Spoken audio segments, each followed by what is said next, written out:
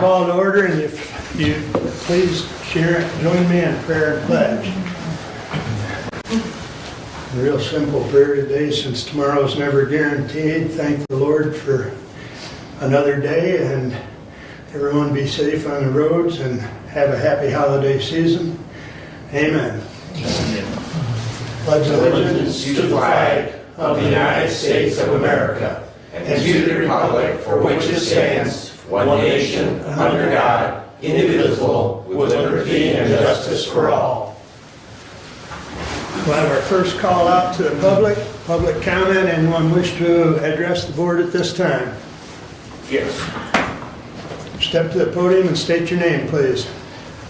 I'm Paul Cunningham, own Lake Pleasant Recycling. I've been talking with Mr. Ingalls about garbage, transfer station.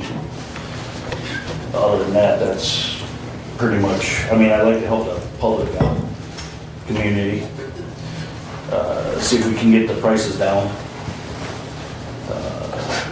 move on from there. Yes.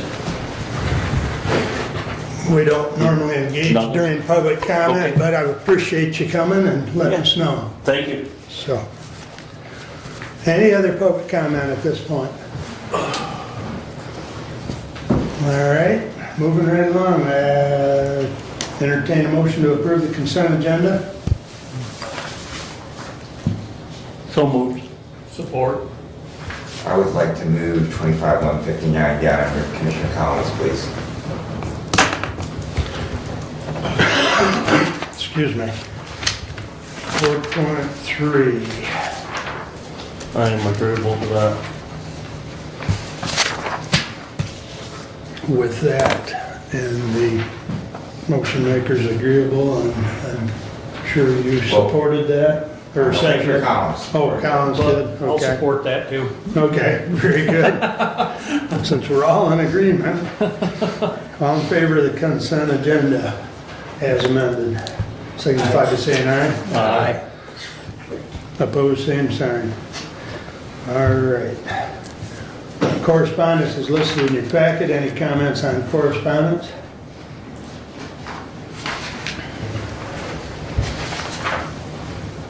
One thing I know the budget is probably looked at is the VHS letter in reference to 26 state board rates.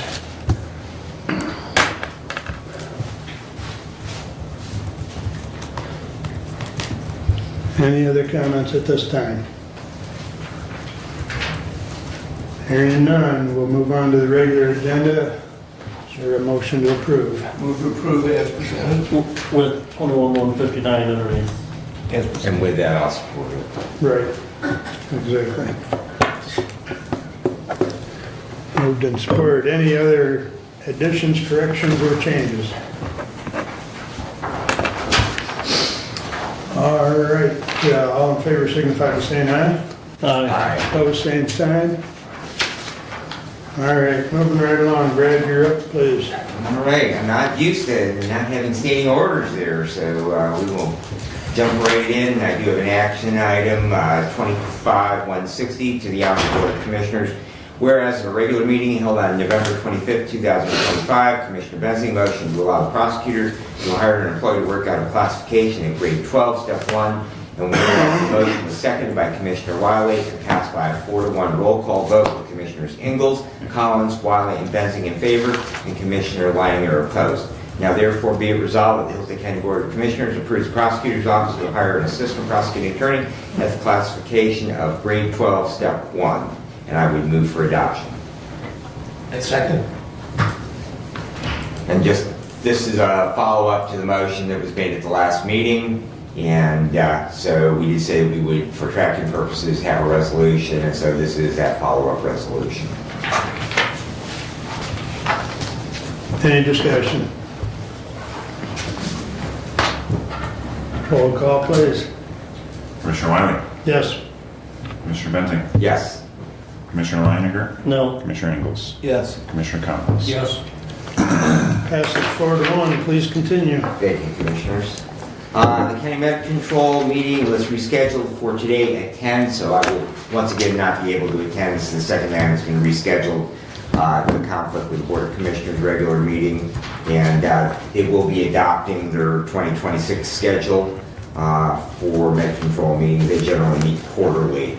Union negotiations continue. Commissioner Wiley and I participated in mediation with the deputies. We still have no agreement on wages. I will say we are getting closer. I don't know if Commissioner Wiley will have anything additional on his report on that, but we are getting closer.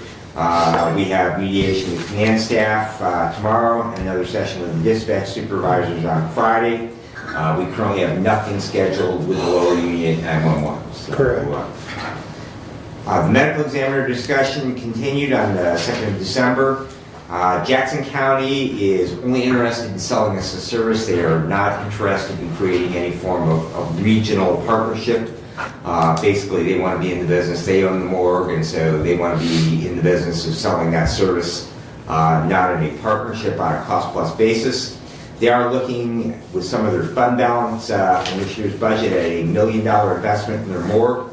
That translates to Hillsdale County as an increase of about $10,000 a year. They bill that out at 3% of the investment that they have in that facility. And so if they invest $1 million, the 3% would be equally divided between the 3 counties. So that means 1% to Hillsdale County, or $10,000 additional a year.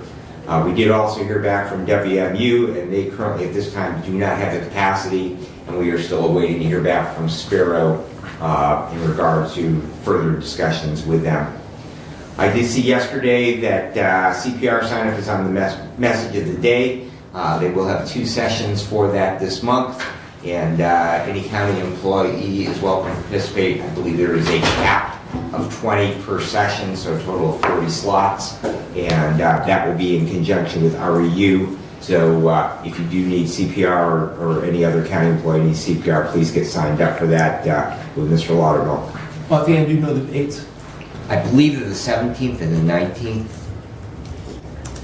Thank you. You're welcome. Last night at Adams Township, their planning commission did report out on proposed updates to their zoning ordinance. They are significantly going to reduce the size of that.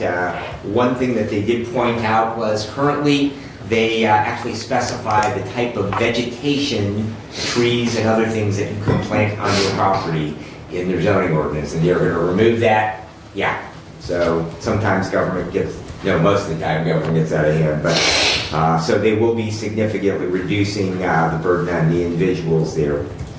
Also, the Hillsdale County Fire Academy instructors had their organizational meeting. There are currently 11 signed up for the 2026 Fire Academy, and that begins on January the 6th. So we're hoping that they will have a few more people that are interested. That concludes my report, unless you have questions for me. Any questions for Brad? Seeing none. Brad, you've got a laundry list there. Yeah. Please begin. And Mr. Ringman's here as well for the finance department, so we will start off with our action items, resolution 25-161.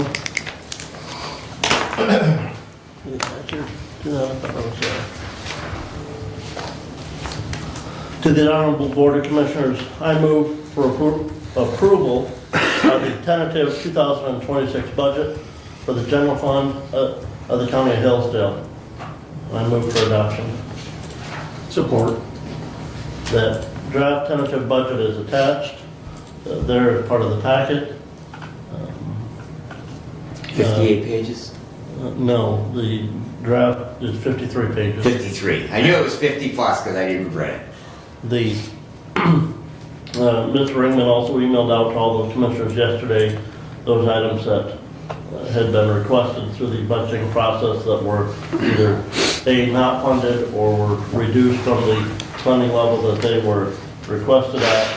It is a balanced budget. We are expending every dollar of anticipated revenue that we can anticipate in this budget.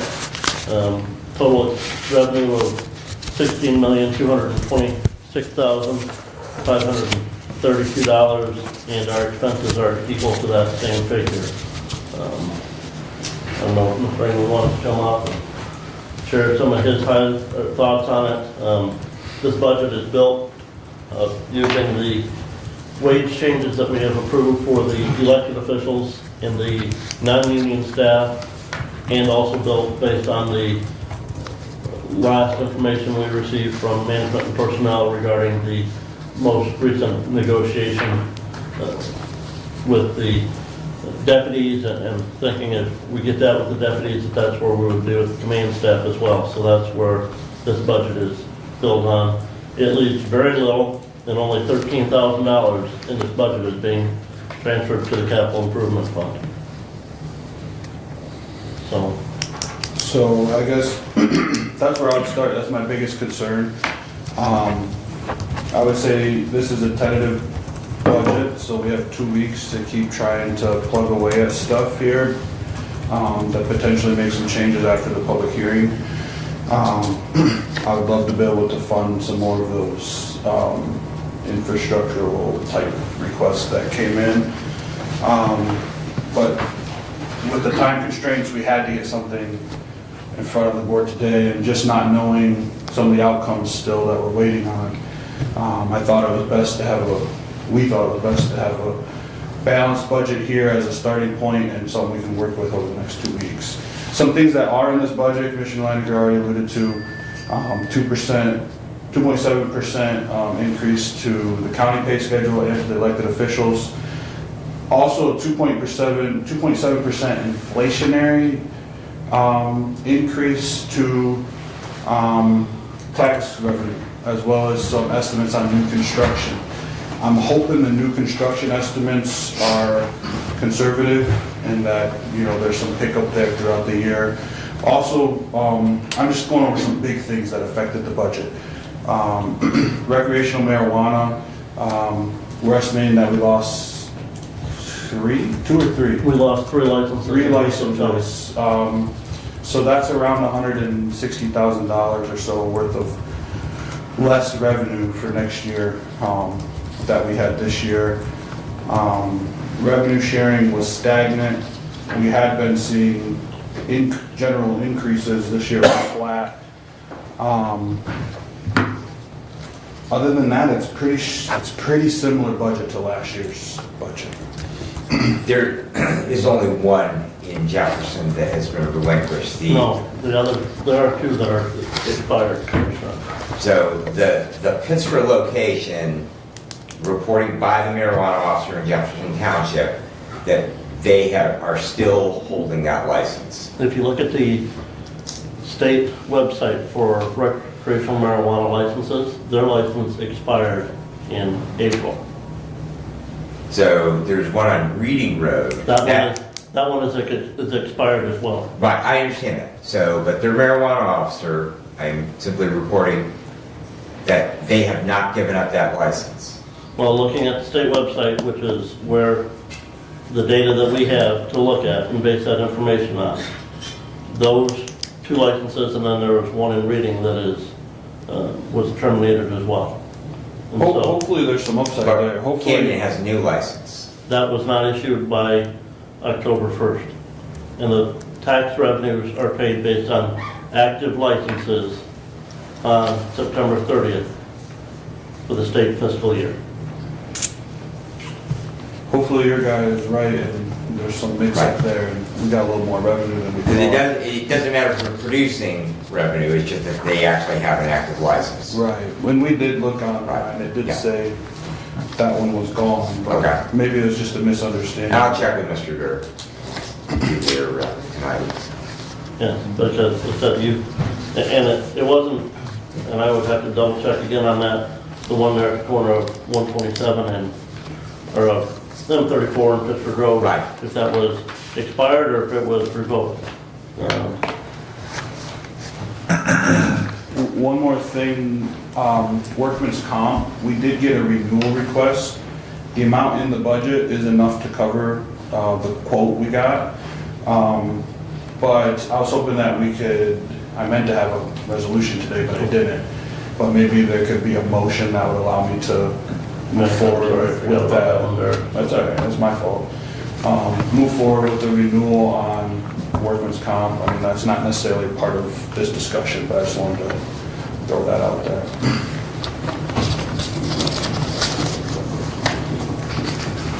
Any questions for Derek? Go ahead, Doug. It's not a question, it's a statement. The budget committee did not meet with all the electeds and department heads. You have stated that previously. Yeah. And I'm doing it again, because I've been trying to make that happen. Yep, Okay. understand. But I want the board of commissioners to know that that did not happen. I think we were short like 3 departments, two of the courts, 4 departments, the sheriff's and the building inspection. Now, we have had conversations here and there with them, but no formal. And just did that list of the items that were not funded, I know that went to the Board of Commissioners, but was that sent out to all the department heads here? It wasn't yet, but I can send that. Could we please have that sent out to all the department heads, because that will give them an opportunity between now and the public hearing to, I did send all the departments the full budgets. Right. But I will send this as well. that would be appreciated. And could you report back, because I saw that those positions that Commissioner Weiner had sent the spreadsheet to me following our last meeting, and we did discuss those positions. Could I see that those still have question marks on them, on those reclassification requests? Did you send that? And Commissioner, I would say none of the reclassification requests were included in the budget. The only reclassification, Right, The but there only- was a separate sheet that was sent out, and there were still some question marks on items, and we did have a discussion about those. Yeah, we So I did. just wanted to make sure Yeah. that Derek did have that information of the outcome of our discussion. I would say the only classification change that was included in the budget was tentative to the resolution that we just adopted regarding the assistant prosecuting attorney. I don't recall if, I thought Derek was copied on that last one that you and I, but I don't. Derek, if you did not get that, let us know. And Yeah, I don't recall it, but Okay. I'll look for it. I'll look back myself as well. I'll make a note. Because I know Brad and I were back and forth on a couple of them, but we did answer all the question marked ones. yeah. Okay, I'll take a look, see if it's in my I'll box. look back as well, so. We just want to make sure that the information trickled down, because we did go ahead and discuss those. And Commissioner, I would say of the 13,000 going to capital improvement fund, almost 11,000 of that is going to be used to pay the lease payment on the skid steer for the facilities department.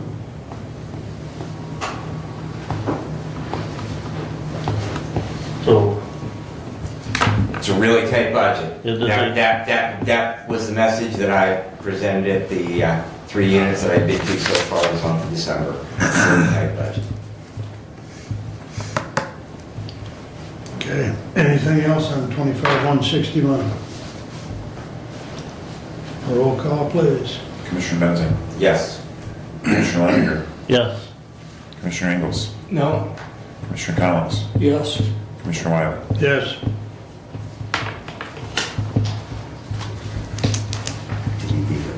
Please continue.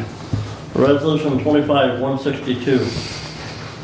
To the Honorable Board of Commissioners, I move for approval of the tentative 2026 budget for the Special Revenue Fund, Debt Retirement Fund, Construction Fund, and Enterprise Fund for the County of Hillsdale. I move for adoption. Support. So Commissioner, this is, I believe, 58 pages. 52. I recorded it. Okay. Probably didn't catch it quick enough. So thanks for, That's what I have on my computer. No, yes, 52. This one is 52 pages.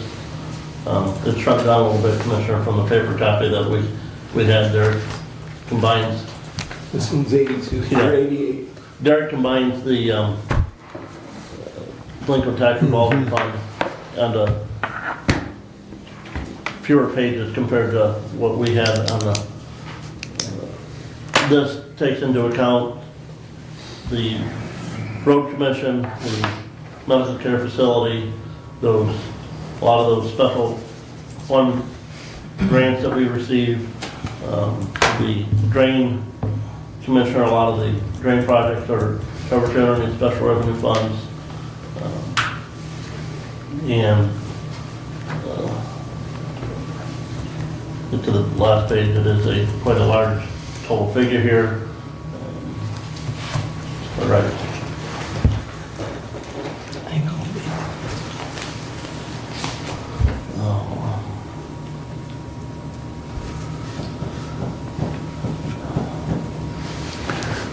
Total revenues for all funds of $50,907,912.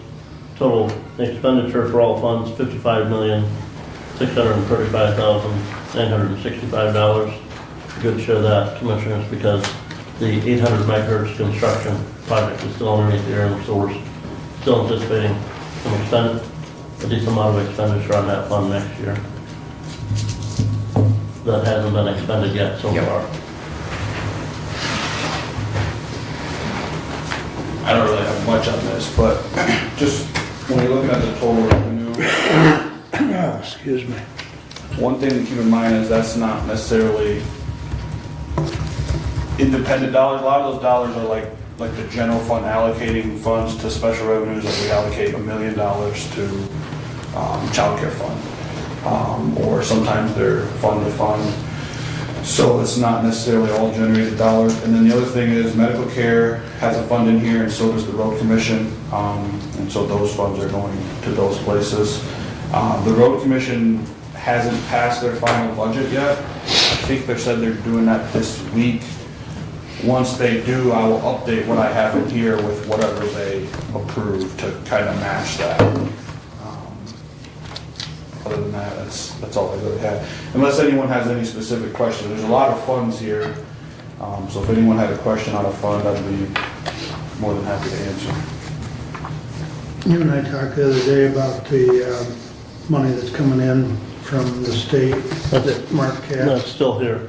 Which, It's called the Jail Reimbursement Fund. and Okay. It's fund I couldn't number, remember what it was called. fund number 271, Okay. page 23 Okay. in that packet.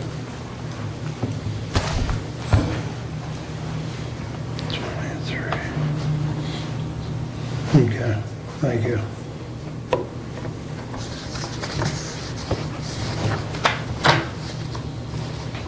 So the ending fund balance is, what, 123? Yeah, that's the projection for 2025. Okay. At 123. Okay. With about 90,000 in revenue this year.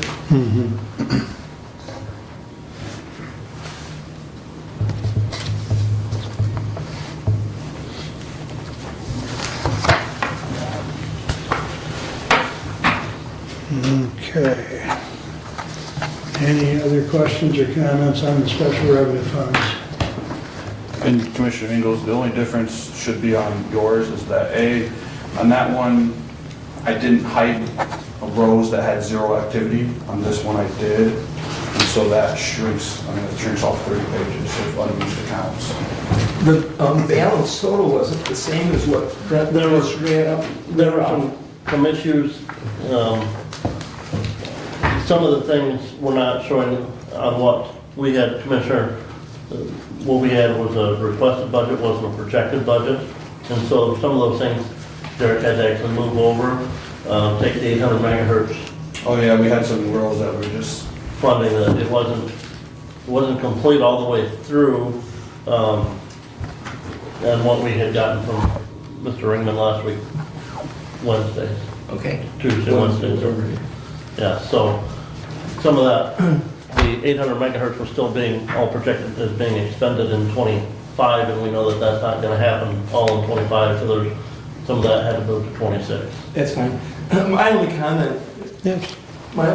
is that the budget committee did not go through the special revenue funds, which I have as 88 pages, which is now 52 pages, the budget committee has gone through the general fund, line by line. We did not do that with the special revenue fund. We had a short discussion, but did not go through the packet.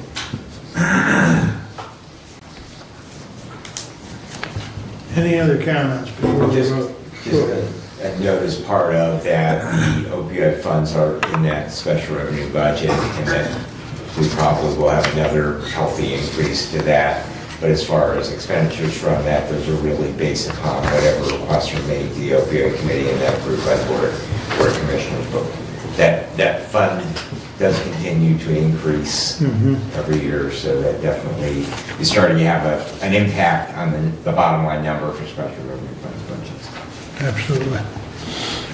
With, I guess one more note, there's several grants in here. 211 fund is all grants, 280, like, there's a lot of grants. Some of the grants, we don't know what will be awarded yet, especially in October to December of next year. So we just try to make estimates on those the best we can.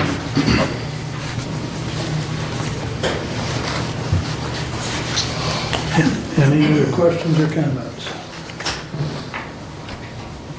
Roll call, please. Commissioner Langer, Yes. Commissioner Ingles, No. Commissioner Collins, Yes. Commissioner Wyman, Yes. Commissioner Benson. Yes. Passes 4-1. Please continue. Resolution 25-163, we, to the Idaho Board of Commissioners, we, the Board of Commissioners, authorize a public hearing regarding the proposed 2026 Hillsdale County budget for the general fund, special revenue funds, debt retirement funds, capital project funds, low-income tax funds, and enterprise funds. The public hearing will be held on Tuesday, December 23rd, 2025, at 10 a.m. in the County Office Building, Conference Room 33, McCollum Street, Hillsdale, Michigan. The proposed budgets may be inspected at the office of the Hillsdale County Clerk, 29 North Howell Street, Hillsdale, by appointment. This is pursuant to state law MCL 141.412. Furthermore, the ad will be published by the Hillsdale County Treasurer as soon as the public hearing is set by the Board of Commissioners. Respectfully submitted, and I move for adoption. I second. Has the state done anything about us having to post that in a newspaper, or can we post it online? No, that it is still a requirement to be posted in a curricula. Publication of general circulation. circulation. Right. But it's only in the classified part, it's not a big ad like the, Doesn't have to be displayed yet Right. anymore. Yeah, so it's gonna be a little bit cheaper. okay, okay.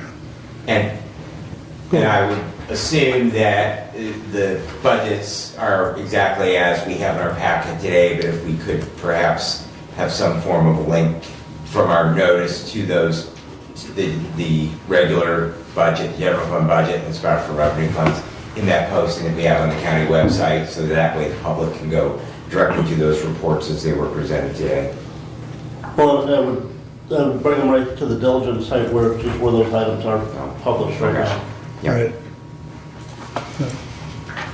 What date would you like that And tomorrow if possible. published tomorrow? It says as soon as possible. Yeah, but they can't publish it tomorrow. Right. Yeah, just as soon as possible, Stephanie. Because I think the requirement's what, at least 1 week ahead? Days. I'm not sure on that one. But yeah, it doesn't, give us early notice as possible. Yeah, Okay. just do it as soon as, I have it ready, I just didn't cite it yet. very good. All right, any other discussion on 163? Roll call, please. Commissioner Ingles, Yes. Commissioner Collins, Yes. Commissioner Wyman, Yes, Commissioner Benson, Yes. Commissioner Langer. Yes. that one passes I have a 5-0. question for the clerk. Yes. When the results are popping up on our screen, each of the votes has been a 5-0. I assure you it will be recorded correct, and it is recorded correctly. He did show me a minute ago because we just discussed that because, I don't know why it's doing that, but I've got it. but it is registered correctly on his device. So duly noted that you voted no on the previous two. Appreciate it. All right, thank you. Please continue, Brent. Resolution 25-164, to the Honorable Board of Commissioners. Whereas the Hillsdale County Opioid Committee previously met and recommended to the Hillsdale County Board of Commissioners that an agreement be entered into between the County of Hillsdale and the Branch Hillsdale St. Joseph Community Health Agency to form a collaborative planning committee for the purpose of development of an educational event in Hillsdale County, which will provide presentations from multiple disciplines on topics that may include law enforcement, statutes, Good Samaritan laws, treatment, prevention, health, medical, mental, and public court systems, etc. And whereas an agreement was approved between the county of both parties with the adoption of Resolution 24-110 on October 22nd, 2024, and whereas after the July 9, 2025 Hillsdale County Opioid Committee recommendation, the Hillsdale County Board of Commissioners approved an amendment to the agreement and approved budget of $19,430.57 with the adoption of Resolution 25-098, and whereas the event was successfully held on October 16, 2025, and at the November 12, 2025 Opioid Committee meeting, the final costs of the event were reviewed, and whereas the Hillsdale County Opioid Committee recommends reimbursing the Branch Hillsdale St. Joseph Community Health Agency in the amount of $21,333.19 with a final attached invoice for the cost of the event. Now therefore be it resolved that the Hillsdale County Board of Commissioners approves payment of $21,333.19 to the Branch Hillsdale St. Joseph Community Health Agency to cover the cost of the Elephant in the Room educational program out of the Opioid Settlement Fund 287-000.00-802.000. Respectfully submitted, and I move for adoption. Support.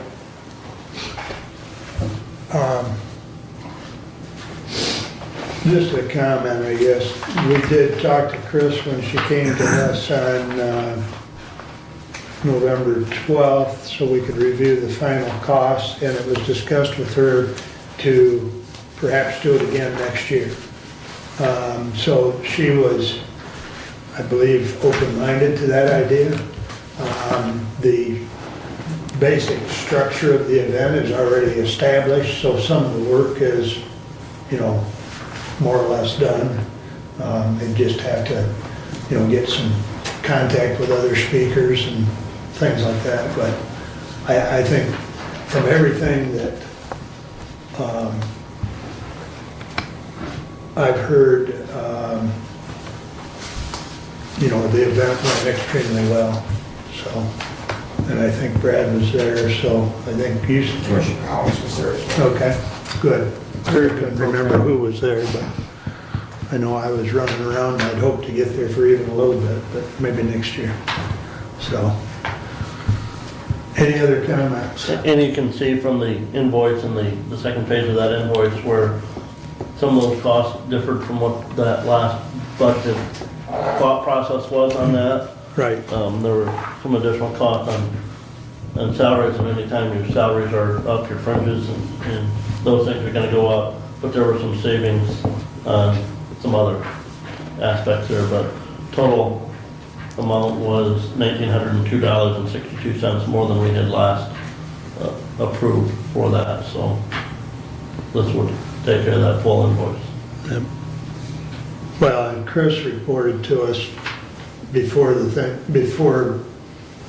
event even happened, that there had been additional time, incurred in planning and organizing and such. So this is really not a shock or a surprise, but very good event, very good expenditure of those monies.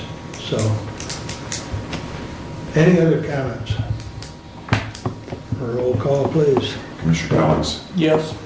Commissioner Wiley, Yes. Commissioner Bendon, Yes. Commissioner Laniger, Yes. Commissioner Ingles. Yes. Passes 5-0. Please continue, Brent. Mr. Ringman's here, and again, Commissioners, I apologize for the the notice on this, we did receive that email from the work comp carrier last week. We do need to authorize the acceptance of that quote for that workers' compensation insurance. The earlier the better. Mr. Ingles and I have seen a copy of that. I believe it's, as Mr. England said, it is in line with what is budgeted in the budget. And the proposal that you see here covers not just the county, but it also covers medical care facility as well. It's the total cost there. The county only pays a portion of that. So I move to authorize Mr. Ringman to sign the acceptance of the work comp policy for 2026, to be followed up with a resolution at our next meeting. Who seconded? Doug? Thank you. This is a renewal of the policy we This is a entered into renewal of the last policy year, that correct? Correct. Okay, thank you. The only changes to it really are our wages have gone up. So it's all based on wages. Right. The premium goes up slightly. Also, keep in mind, prior to this, we were self-insured. And we still have cases we're paying on that from being self-insured. Beauty of this fully insured is we pay the premium and that's it. And it's actually, in some cases, it's less than what we were paying being self-insured.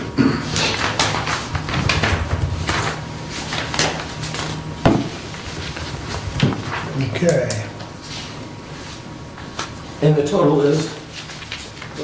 The total for the county, which includes the county and the medical care facility, and this is an estimated premium, Commissioner, is $149,481. And I say that that's an estimated premium because at the end of the fiscal year, we will be audited by the work comp carrier. And if our payroll comes in different than what we had estimated on this, there will be an adjustment that will be made, will be billed to us that we will have to pay for that policy period.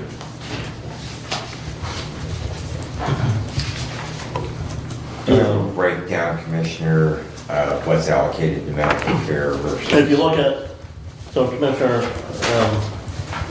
this is the front, Okay, yeah. okay, turn in and look at the second page. Actually, the back, actually the third page in, Commissioner. You'll see that you've got. I see the classifications, I was Right. looking at that, but we don't. So the first group of classifications are at location 1. Okay, Those are county general funded, and those are county employees. The second group of classifications is medical care facility. okay, so that explains $1 million in food service payroll, so. I figured that's where it was allocated to, but thank you, I appreciate that clarification. Yes. Oh, and last year we did this semi-annual payment. I assume we want to do the same. It has an option on the front page on how you want to pay. Yeah. Semi? There's no benefit to doing quarterly, is there?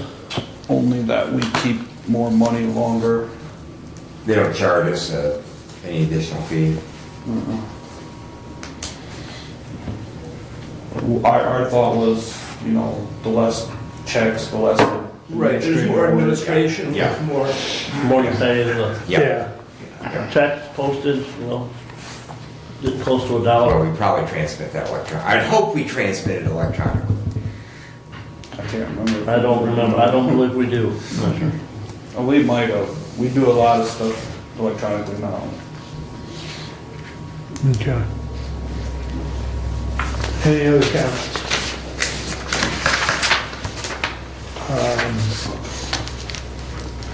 We'll have a vote on the resolution that follows up, but we'll just do a voice vote on this unless somebody wants a roll call. All in favor of the motion on hand, signify by saying aye. Aye. Opposed, same sign. Sounds like the motion passed 5-0. And you can take care of that. Thank you, I appreciate it. Thank you, Derek. Yes. We have opioid committee meeting tomorrow morning. I anticipate seeing some stuff on some of the requests that we have been presented, and maybe some new requests coming in from different areas for that opioid committee to review and evaluate. I know we start at 9, and I believe we have to be done by 10:30 because you've got another negotiation session here at 10:30, so. Correct. So we We gotta stay on task tomorrow. have Board of Health meeting on Thursday, and then OMI Council of Government meeting on Friday in Bryan, Ohio. They are going to proceed with testing some of those wells in Ohio. We don't have money in our budget to pay for any of the testing of the wells in Michigan. I will tell you that when they made when the individuals from USGS made a presentation on that testing, I did have some of the staff from the Bryan Hills St. Joseph Health Department join in on that meeting virtually. They listened to the presentation. They think, because the wells that are going to be testing are pretty much stagnant wells that are just the deep water wells, the comment from the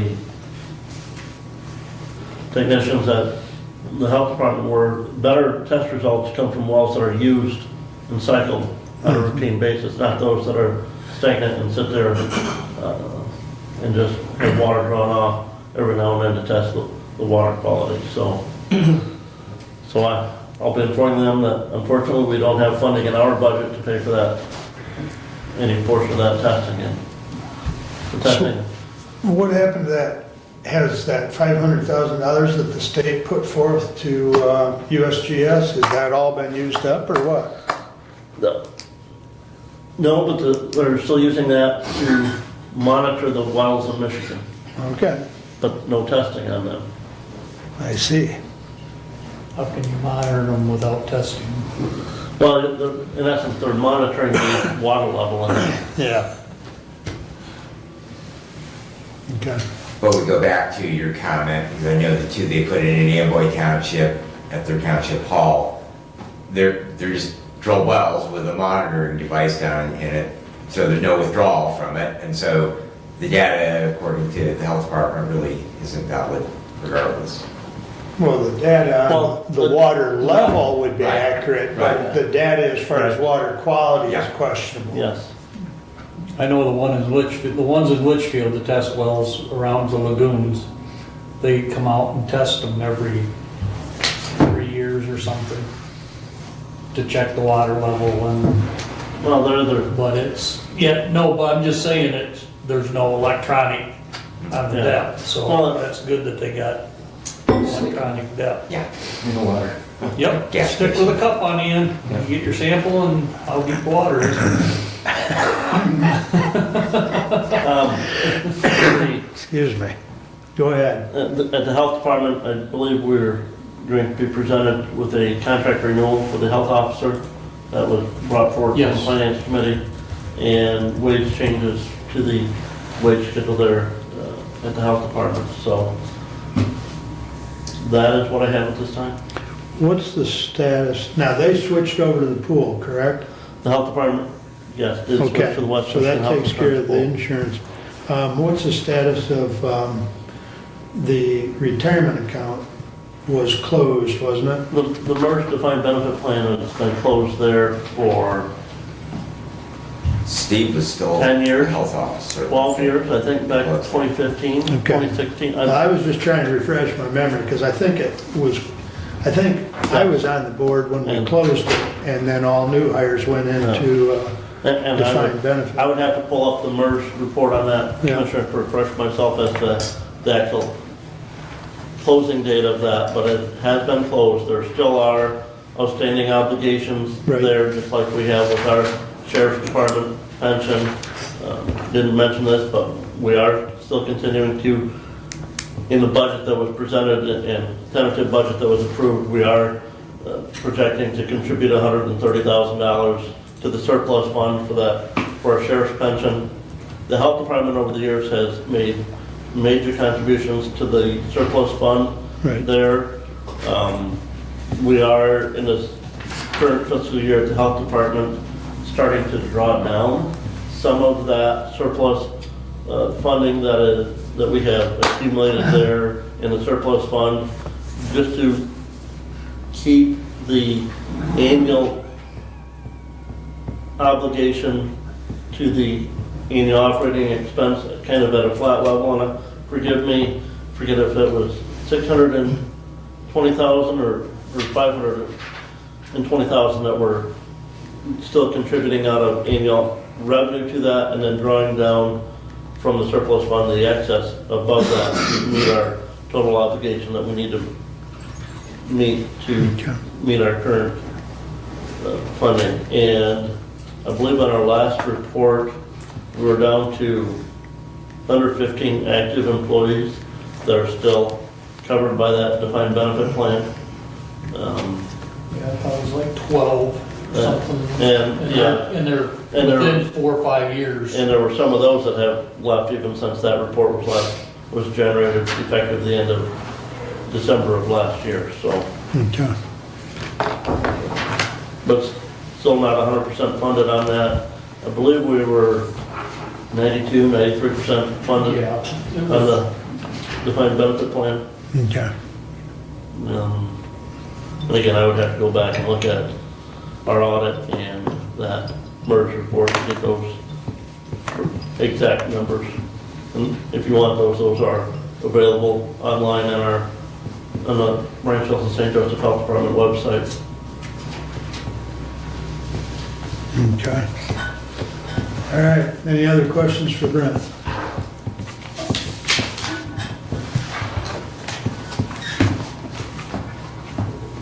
All right, moving along here. Doug, you are up. Thank you. I'll start with my discussion item, materials management approval process.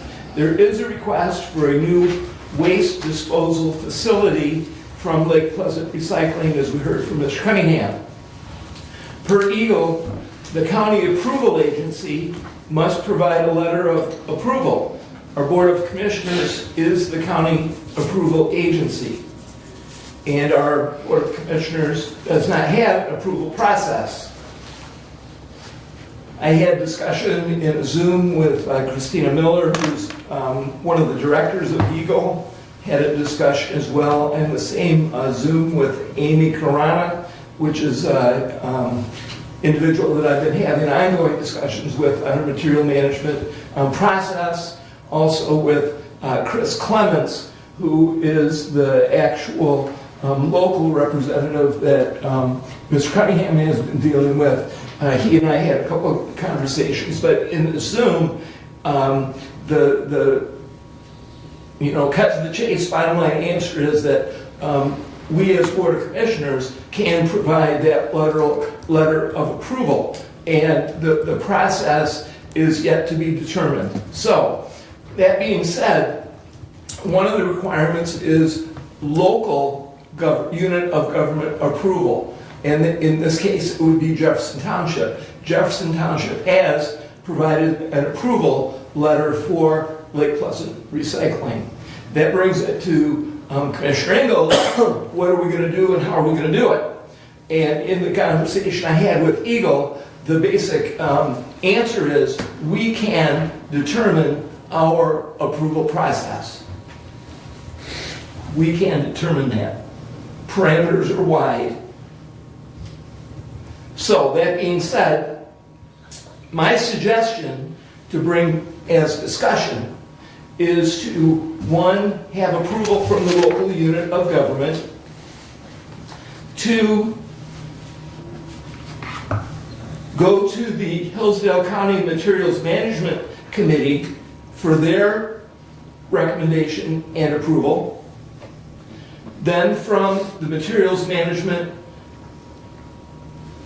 Committee, it would come to the Board of Commissioners with a resolution to follow. The resolution would authorize the chair to issue the approval letter subject to a certain window of time where the letter of approval is active. In other words, our letter of approval should not have an indeterminate time frame on it. It should be acted on within a certain amount of time. And that would be then sending it to Eagle, which they, Lake Pleasant Recycling is going to have a laundry list of requirements from Eagle. The requirements do not come from us. The type of considerations that we should have is initially from the local unit of government, does the facility fit into current zoning? Are there parameters from the local unit of government that would cause approval to happen or approval not to happen? In this case, Jefferson Township has no zoning. In this case, Lake Pleasant Recycling is already an active business. Lake Pleasant Recycling is absolutely proceeding with all of the steps as required by Eagle. One of those steps is the approval letter from this body. If we develop the process, as I suggest, the timeline would be for this particular request, approval of the process today. We would then have a materials management, Hillsdale County Materials Management Committee meeting in January.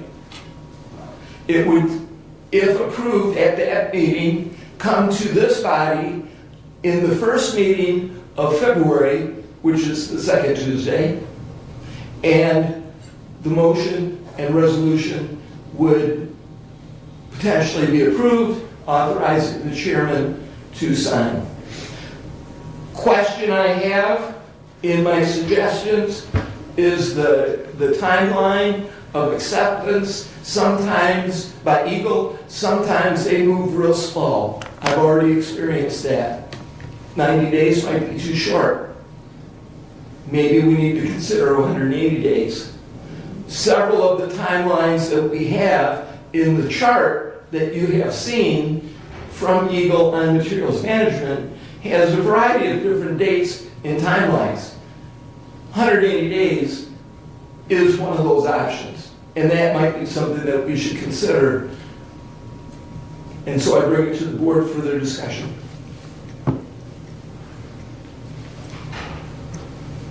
Thoughts? Yes. Go ahead.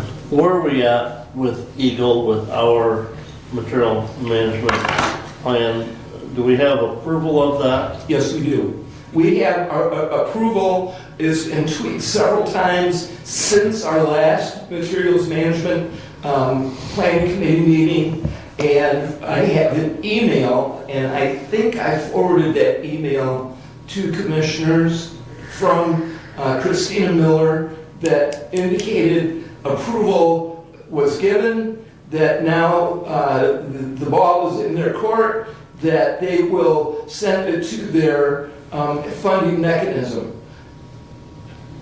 I did ask in that Zoom where we stand on the funding, and her answer was they were at end of year, all of their funding was put on hold, that now that that audit has been completed, that the funding mechanism is back in motion, and that she will follow up with her on her end with the funding mechanism, and that we should expect to be contacted to Derek, our finance director, is the contact for our grant funding, and that is what we're waiting on. She indicated to me absolutely approval is there, that there is no hiccups, that it's just a matter of putting it together. Our request at this time is $5,000, which pays for the per diem of those meetings that we've had and mileage for the committee members. I am avoiding requesting any funding that will tie us to an ongoing sustained expense that will in the future not be funded. And so minimum number of dollars at this time, it's been approved, and the process is the gears are moving.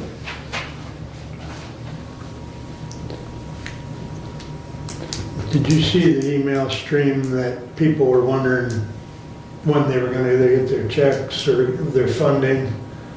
And some counties were weighing in, they had already got their money, other counties were saying they had submitted. and Christina indicated that that's the case. And I asked where we stand in how we're doing, Yep. and we're middle of the pack. Okay. You know, as far as approvals and process and what we're doing. Feedback I get from both Christina and Amy, who are the two really that I've been consistently with from the beginning of this 2 or 3 year project I've been on. They indicated that we're moving along in a pretty good fashion. Our committee is active. With the addition of Lake Pleasant Recycling, it's going to be a great benefit to Hillsdale County. You know, it's a big addition. And that will help, you know, one of the benchmarks that are looking for is how to improve the numbers. And when you add a facility, you absolutely provide the opportunity to improve the numbers, which are the metrics that the state's looking for. So if we can have more recycling, we're fulfilling what we're trying to do, and we're ahead in a big way.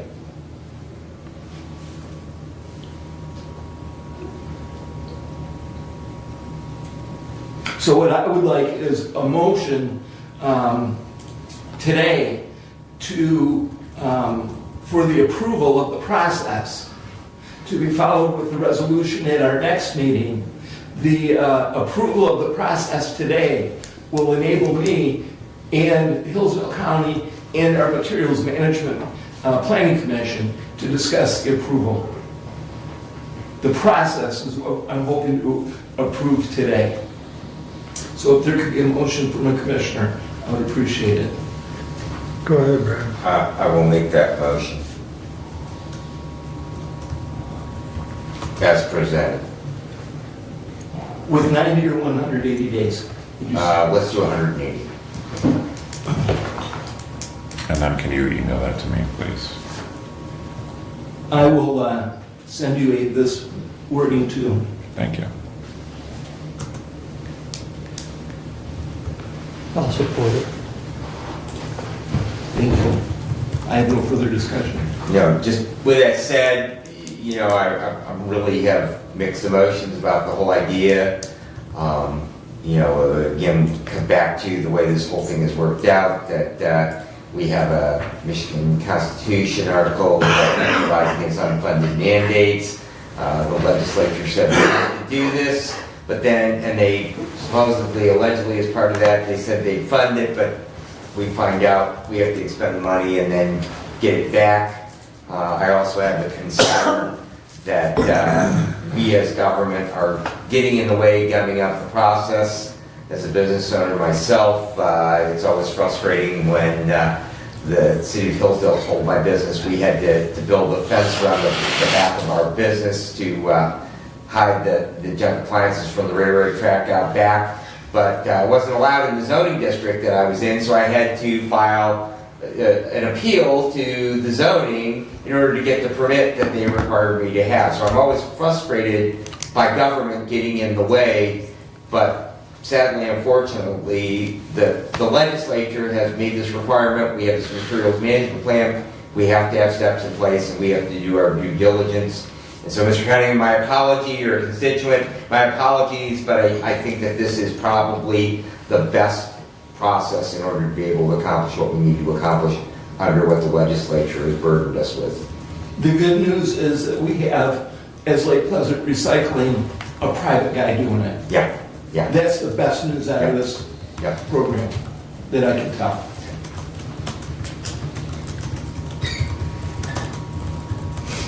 Any further comments or discussion? There's a motion on the floor. Everyone understand what we're voting on?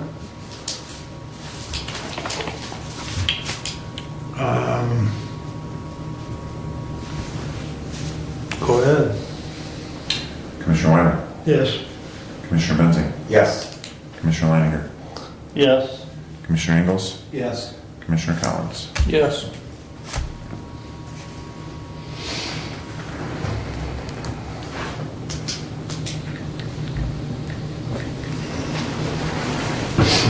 All right. Just make sure you get all that information emailed to Hazel. I will. Thank you. Oh, I've got it. It's Yeah. real easy. All right. Anything else? For my report? Yes, sir. Yes. Continue. Okay, meeting with Parks, the public hearing was held last Wednesday for the Parks 5-year plan. Next will be voted on by Parks, probably, and I do anticipate on Thursday at the Parks Trustees meeting. If approved, it will come to the Board of Commissioners for approval. As far as the road goes, Pazer collection the results are complete. The results will follow. Pazer collection for the roads is the road grading system. It's a 1 to 10 scale where 8, 9, 10 are roads that are beautiful and new. 6, 7, 8, or 5, 6, 7 are your medium roads, and then the 4 and below are the roads that are in awful shape. And so the Road Commission is aware of the condition of roads in the county, and they adjust their maintenance and funding and attention accordingly. The 2025 township paving projects are complete. Maintenance and coal patching and scraping of gravels continue as long as the weather allows, and with frozen ground now, if it is frozen, it's going to be very challenging, but whatever maintenance they can do, they will do. Right now, their efforts are to clear the snow. Road Commission has a winter shift change. It has been added from 10:30 p.m. to 6:30 a.m., which goes now until the 1st of April. When that late shift is fully staffed, there will be four working that 10:30 to 6:30 shift. They're working on a new cost share policy with the townships for 2026. The percentages will be the same as 2025. There's a couple of category adjustments that they made with that cost share policy. They have purchasing policy changes that they're discussing. Those will be brought back at your next meeting. And the Road Commission is considering the non-union employee requests so that they can close the wage gap. There are 6 non-union employees as reported at the recent Road Commission meeting. In the city of Hillsdale, the police, they have police officer openings in the city, and they are looking for candidates. Interested people should contact the city manager if you're interested in a police officer in the city of Hillsdale. Last night I attended a special meeting of Council of the Whole to discuss street repair and the funding options in the city. For those city residents that are interested, contact your council person or the city manager with input. They are seeking input on how best to address the street projects that need to be done. They're very expensive. There's a lot of streets that need to be done. Last night they discussed a complete reconstruction at $3.4 million per mile, including water, sewer, sidewalk, curb, gutter. Historically, it had been said to be $1 million a mile. Last night it was announced to be over $3 million per mile. Michigan Works Southeast, you saw in an email the November report just to highlight some of the top skills requested by jobs that are posted at Michigan Works. Skill set of Microsoft Excel, skill set of Microsoft Outlook, and confidentiality is requested as a skill set. The top occupations posted are registered nurses, home health care, and physical therapists. The top employers, the top 3 were Hillsdale College, Hillsdale Community Health Center, and Martin Maria as jobs posted at Michigan Works Southeast. There were 172 job postings in November with the median advertised wage at $21 an hour. There are currently 96 full-time and part-time jobs available in Hillsdale County, contact Michigan Works Southeast at 21 Care Drive. That completes my report for today. Happy to answer any questions you may have. Any questions or comments for Doug? All right, Kevin, you're up. Let's start with my action item, 25-159, to the Honorable Board of Commissioners. We authorize Mark Wiley, Chairman of the Board of Commissioners, and Abe Dane, Hillsdale County Clerk, to sign an agreement between the County of Hillsdale and Hillsdale County Senior Services Center, Inc. So we got a DBA Perennial Park for the term of January 1st, 2026 through December 31st, 2037. Respectfully submitted, Kevin Collins. Support. The reason this goes for so long is the bond is paid off, and in talking with everybody, we thought it would be good just to run it till the end of the millage, and the millage is voted on in 2037. That was 15 years then. That I don't know. That, the last millage Yeah. approval, I believe it was. Yeah. Okay. And that's why it runs so long. We didn't see no sense in And going back for a And contract. Commissioner, for clarification there, the millage will be levied in 2030. The current millage will be levied in 2036. Right, and then we Those paid out proceeds the will be following year. paid out in What 2037. we do with the ambulances. So future commissioners would probably have to look at a new agreement, or at least start the process in 36, assuming a new village were to pass. Right? Correct. Go ahead. Thank you. So, thank you, Commissioner Collins. That was one of my questions. I just did want to bring this down into the regular agenda. We were talking about a contract with a current value of somewhere around $19 million. So to have a contract of $19 million under consent, I think that probably it is a pretty good idea that we do have it as a separate item. And I appreciate, the clarification, because that was one of my questions for my constituents in regards to the length of the contract versus the length of the millage. I was curious, did we have our county legal counsel review the contract? I believe that. Did that go to Thompson? I know it went to, Their attorney looked. But did our attorney look I at it? don't believe so either. So I would be, again, pointing out that it's a contract for $19 million.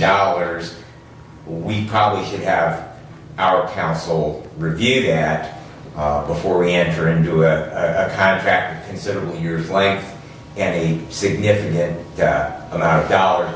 And then my last point is in section 3, it appears to me at least, and again, I would be interested that we are returning to the language that we had previously in the actual millage that basically said if we collected a penny, that penny was then forwarded on to the senior center. And, again, it's a significantly long contract. Our terms, we have, 3 more years on our current terms, that this actually will go for 2.5 more terms, or 1.5 more terms of the Board of Commissioners, and that this really would tie the hands for any future boards of commissioners to make changes as to the allocation of those millage dollars. If, let's say that we had a transportation proposal that was brought back, we heard from the folks from Phoenix Mobility. They're trying to get a grant. What if there was, a transportation? We were asked to make a contribution that would specifically be targeted. Would that tie, any future Board of Commissioners from reallocating some of those dollars for senior services? And I realize that the senior center, and this is not throwing any shade at all on your organization, but there might be opportunities for services to the aged, which is what this millage is for, the future Board of Commissioners might want to, such as we take some of the mental health dollars, and now we are doing that through Lifeways to the Spark program. But it does take out the ability for this body, as a legislative body for the county, and the taxing authority for the county, to take what is now $1.9 million and say take $100,000 of it and contract with another entity. And so I do have some reservations about the language, but hearing in particularly that we did not have legal review on it, I would make a motion that we table this resolution until such time that we can send it out to Mr. Thompson and have his review. And I would hope we could get that done for our meeting so that we could get this done by this year. And again, no shade whatsoever. It's just that I would feel much better if we would have our attorney take a look at it. Is there a support for the motion to table? I second. All right, non-debatable. Roll call on the motion to table. Commissioner Benzia? Yes. Commissioner Leininger? No. Commissioner Ingles? Yes. Commissioner Collins? No. Commissioner Wiley? No. Motion to table fails. One question. Yes. So with the concern the Commissioner brings about the length of the term, would it be appropriate to adjust the length of term of the contract?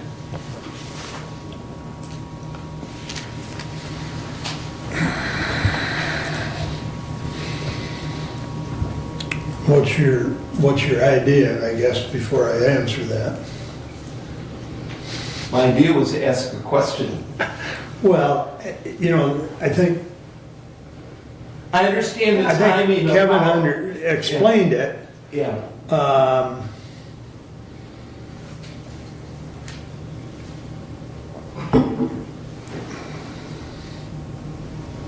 My short answer is no, I don't think it's appropriate to change the length of the term. But there again, that's just my opinion. So, is there further discussion on the contract or the resolution on hand? Commissioner, if I may. Yes. And Commissioner, Benzing, I do, you mentioned in section 3, going back to old language, I don't see where that changed from the last contract that we did with the senior center. It just says we're going to pay them the monies that are levied. Nowhere there does it say that we shall levy the full allocated millage amount. I don't disagree with that.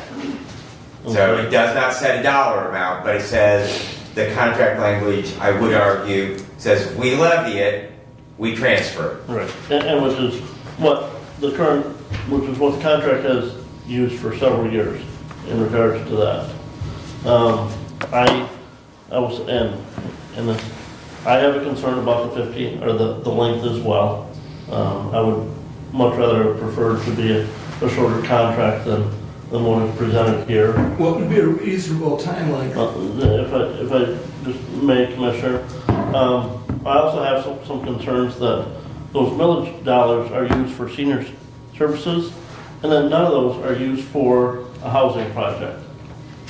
And I know people from the senior center may say, well, we're not using it for that, but staff at the senior center are spending time on the housing project. And millage dollars are being spent to pay staff. And I have a very big concern that that was not what the citizens of Hillsdale County voted for when they approved the senior millage. And so I'm going to be very, personally, I would be very, budget-wise and looking at the senior center's activities as to how much are they spending on this housing project out there, because to me, none of that should be spent from the millage funds. The other thing that has concerned me, even on the past contracts, is going to section 3 and that required payment schedule of 20% in January, 30% in February, 25% in March. A reminder that these are millage dollars that are levied by the county doing this, on the winter tax bill, which produces February or December 1st.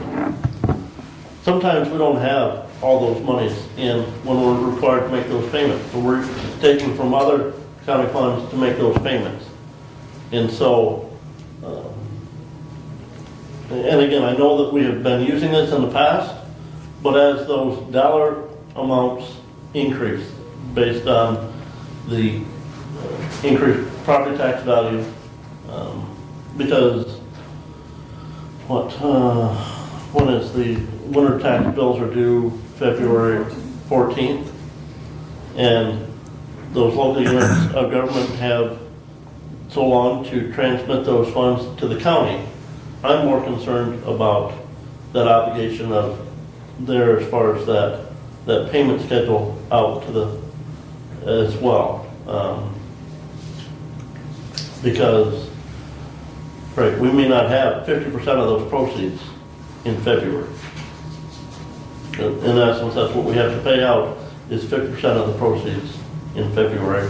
And it just depends on when those local treasurers transmit those funds to the county. And settlements aren't until March, correct? Correct. So we actually would receive those funds when we settle until March? Well, we receive some of those all along. Yeah, all along every 2 weeks. Okay.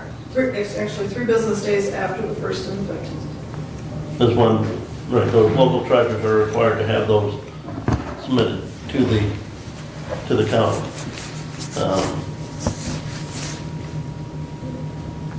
There's a potential that we could do it like we do the state education tax, where we receive in those timeframes, transmit, if you didn't want to do the percentage.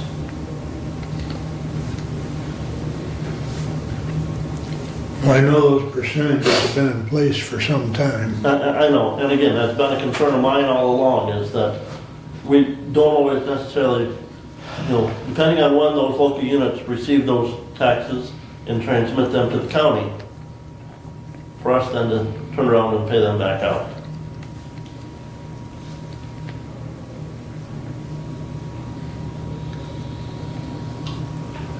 Okay. Well, go ahead, Doug. So it sounds to me like there are some concerns here at this table, and there's some adjustments to the agreements that need to be addressed, either by changing them or not changing them, but they need to be worked on a little bit.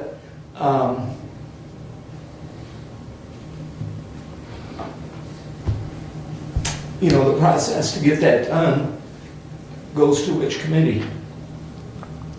Well, Kevin and I have met with the senior center previously, and of course Kevin has stayed on top of it, and he's kept me informed on anything that I wasn't directly involved in. But if you're hinting you want it to go back to committee, that's who it would go back to, is Kevin and I, and then we'd meet with Maggie and her team. So. And I would just again ask, as part of that process, that we have our legal counsel take a look at it. Obviously we have some concerns from budget as far as the timing, and I understand that's traditionally when it's been. So, but I do think that, if I was entering into a contract for $100,000, I probably would want to run and ask my attorney. We're entering into a contract that, will, with inflation, easily top $20 million. And a long time, a good long time. And could affect future boards. And we really do need to take that into consideration of what the future looks like.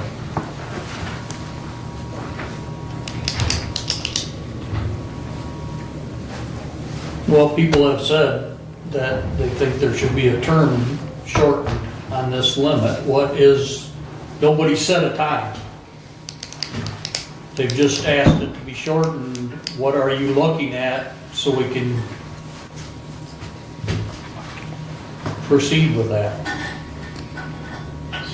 Well, the first step to me is to refer it to committee, and then have communication to answer those questions, because it seems to be that there's enough concerns that have been mentioned, more than just one.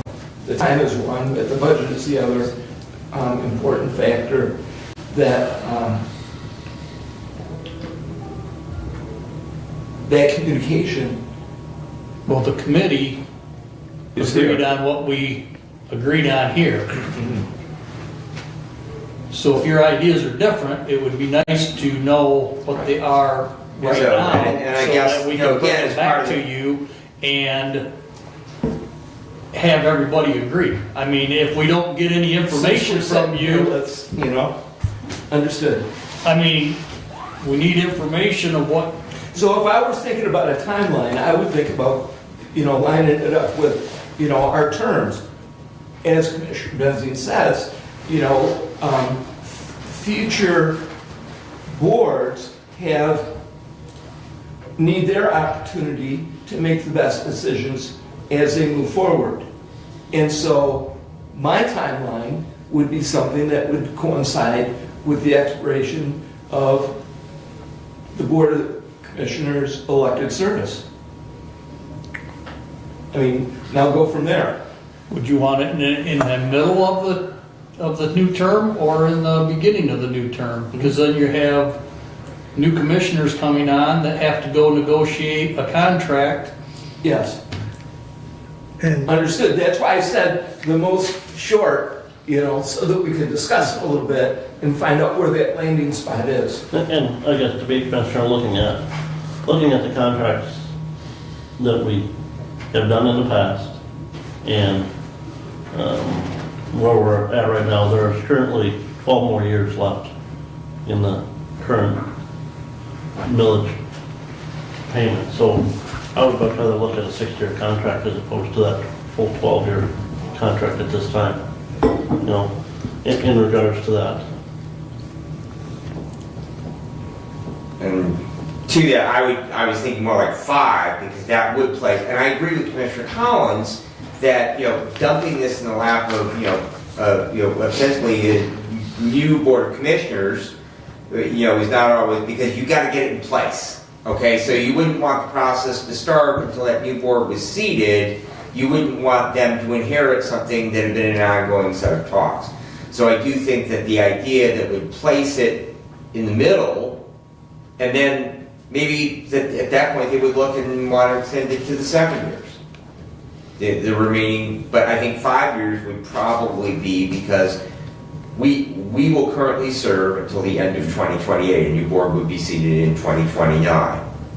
So if we look at that, if we went 5 years out, that would give that new Board of Commissioners adequate time to be acclimated and to be fully engaged in the process of negotiating a new contract.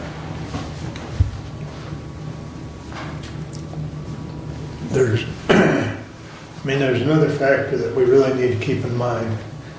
This contract is simply because we're collecting millage dollars and distributing them to the senior center for senior services. That's really the only reason for the contract. Because if there is no millage, which I'm not saying there should or shouldn't be, I believe strongly in the millage and I believe strongly in what the center does. But my point is the contract connects us as far as the distribution of those dollars. Keep in mind, though, the people have voted. The citizens of the county approved this millage.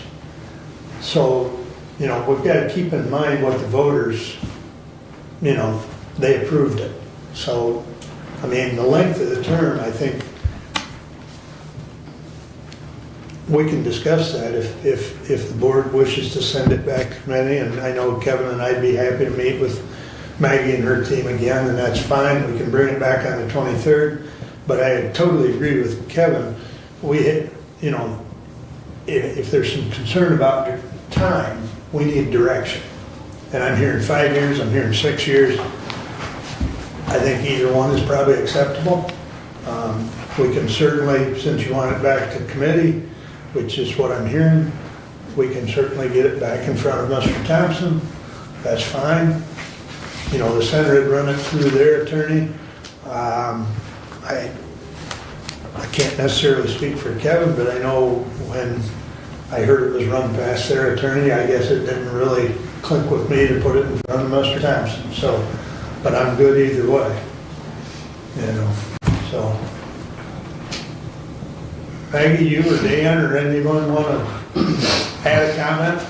Well, yeah, I would like to add a comment. Step up to the podium if you would, please. That way we can see you on the film now. Yeah, I would like to add a comment that this is simply an agreement. As you stated, it connects the millage funds to the services. This agreement can be amended or modified with either party putting a written request in. Right. You're very It good. is in that contract of 60, Yeah, I think it's towards the end of that contract Yeah, that it does indicate there's ability 90 to days or something. reopen or modify. But I don't remember exactly which section. Do you remember offhand? Amendment is section 17.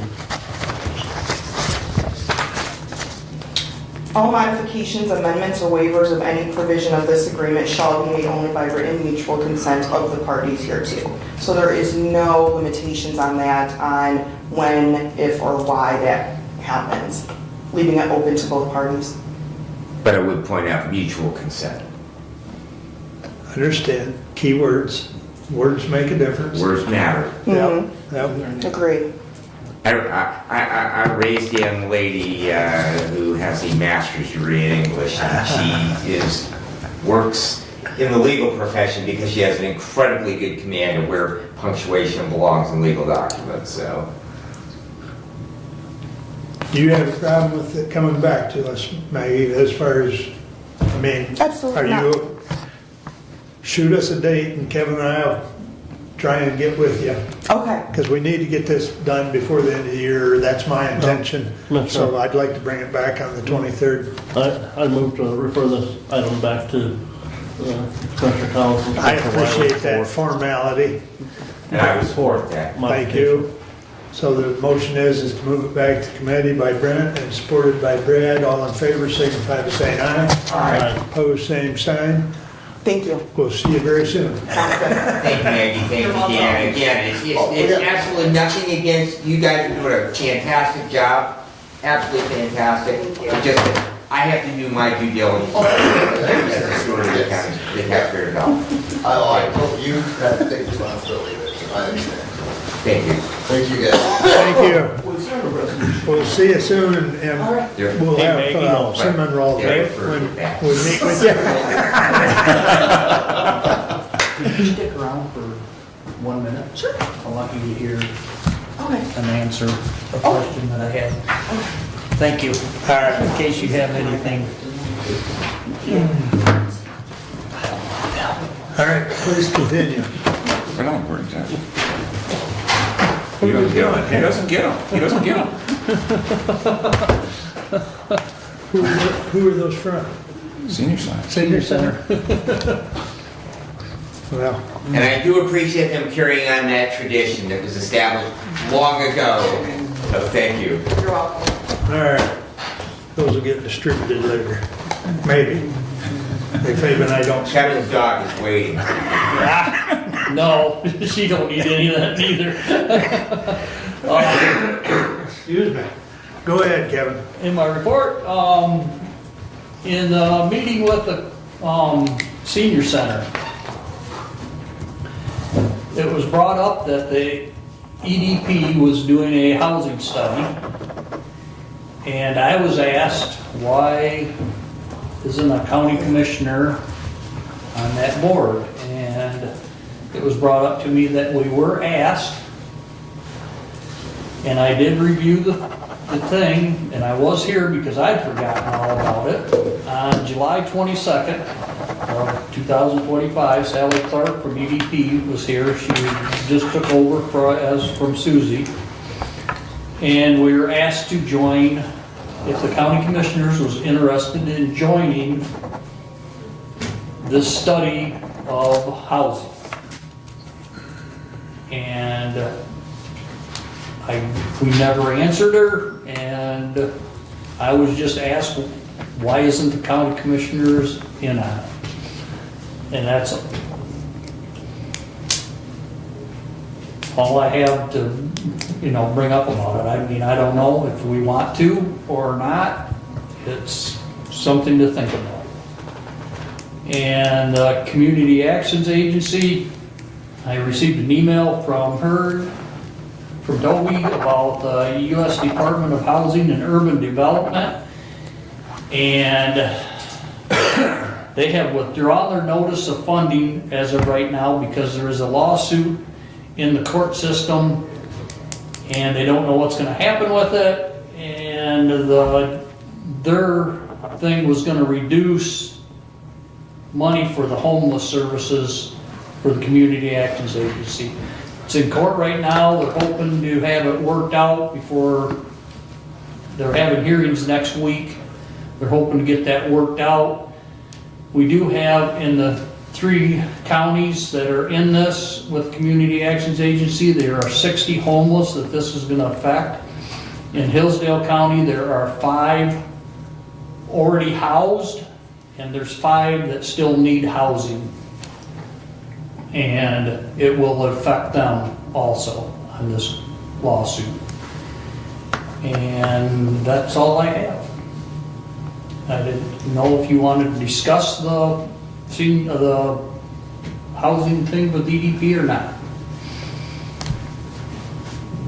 But I did went back and reviewed the July 22nd meeting, and Sally did bring it up that she wondered if we wanted any commissioner to be part of it. And I don't know if that's something that we're interested in or not. Well, I would ask our representative to the EDP if there's been any further discussion about that.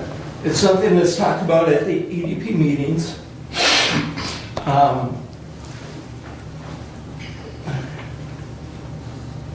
That housing task force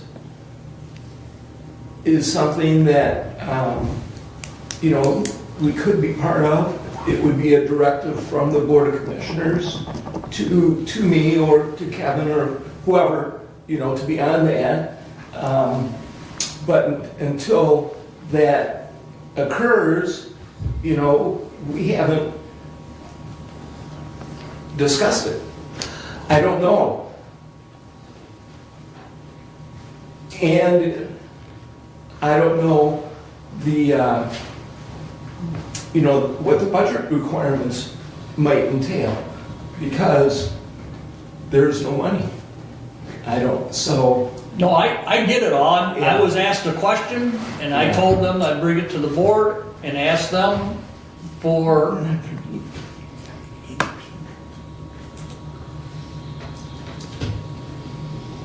I think if you're approached, since you're our EDP representative, then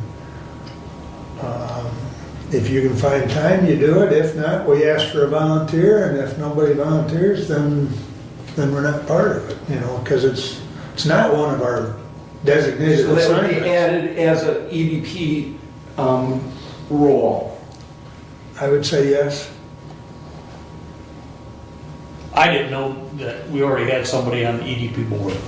Yes. I did not realize Yeah, that. for my entire time I've been on that board. Right. But, Yes. I mean, I guess the question would be why weren't, to answer what was asked of me, why wasn't that brought up to you personally being on the EDP board? Exactly. So I will follow up with that kind of answers my question, because it was asked from one of the board members, and Maggie asked me to look into it further with an answer, so that's where. I mean, nothing, I completely had forgotten about it. I guess it just went right over my head just hearing, and I thought maybe it was that one week I missed on vacation, and it wasn't. But, So to answer the chair's question, I'll follow up. thank you. Sounds like a plan. And just to your comment, I just would like that we are in concurrence that that would be added to responsibilities if that was the case. If Commissioner Ingles decides to accept that additional responsibility, that would be part of his duties with EEP. So this year, you don't have the benefit of deciding. It is part of the program. So I'm in. Okay. Appreciate that. All right, any other comments for Kevin? All right. The item you've all been waiting for. Resolution 25-165, board decision on FOIA appeal. Resolution as follows. A resolution granting the FOIA appeal submitted by William Burbo. Whereas on October 23rd, 2025, William Burbo submitted a FOIA request to the County of Hillsdale, which request was deemed received by the county on October 24th, 2025. And whereas Mr. Burbo's FOIA request was deemed denied by the county as a result of the county's inadvertent failure to timely respond to Mr. Burbo's FOIA request, and whereas Mr. Burbo has submitted an appeal of the denial of the FOIA request to the Board of Commissioners, and whereas,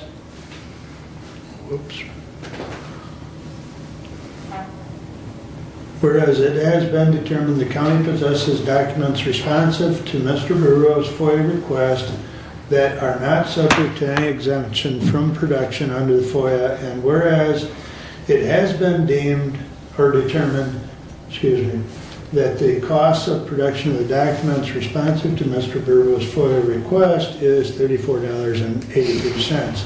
Now therefore be it resolved that William Burbo's appeal of the county denial of this FOIA request dated October 23rd, 2025 is hereby granted, and Mr. Burbo shall be provided with the documents responsive to his request, subject to Mr. Burbo's payment of the cost of production of the documents in the amount of $34.83. And the rest is part of procedural as far as the resolution moved and adopted by and following the votes were recorded, et cetera, et cetera. I move to adopt the resolution so that we can discuss it. Is there support, please? I will support it. Thank you, sir. Now, a little background that I want to share with you. You will notice there's 3 different items attached as far as information. I believe you were also emailed some other information as well. So you've got the memo, attorney memo, you've got the original request, you've got the cost worksheet. I think you're all aware as the way we're set up, the chair is the FOIA coordinator. One thing that is not really clarified in here is that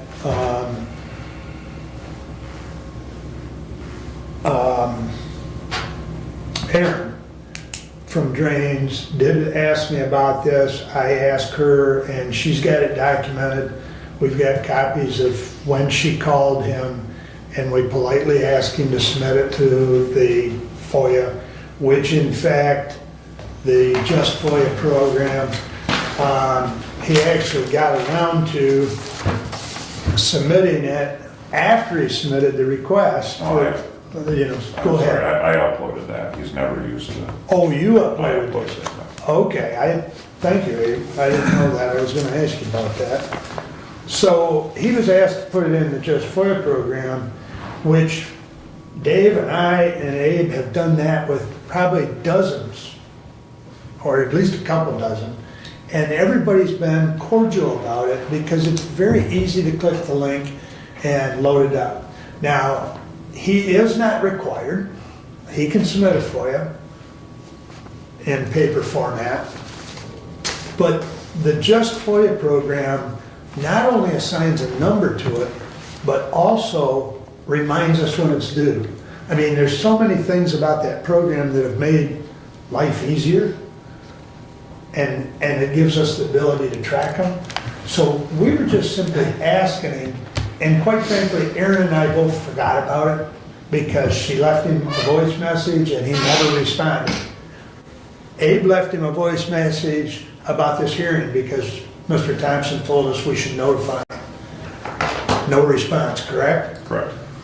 So, you know, we've tried.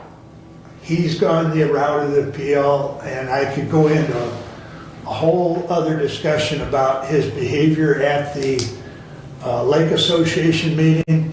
Aaron informed me some things that were said, and the association, or not the association, but the drains attorney had to actually tell the guy that we don't use language of that nature at these meetings. So, you know, I don't know what his end game is, nor does Aaron, but all the information, and I don't know, did you pick it up from drainage yet? I don't know. Aaron's got a stack like this. It's all printed. We're ready to send it to him. Let's send it. We're gonna send it, yeah, you know, assuming the vote on the resolution is approved, you know.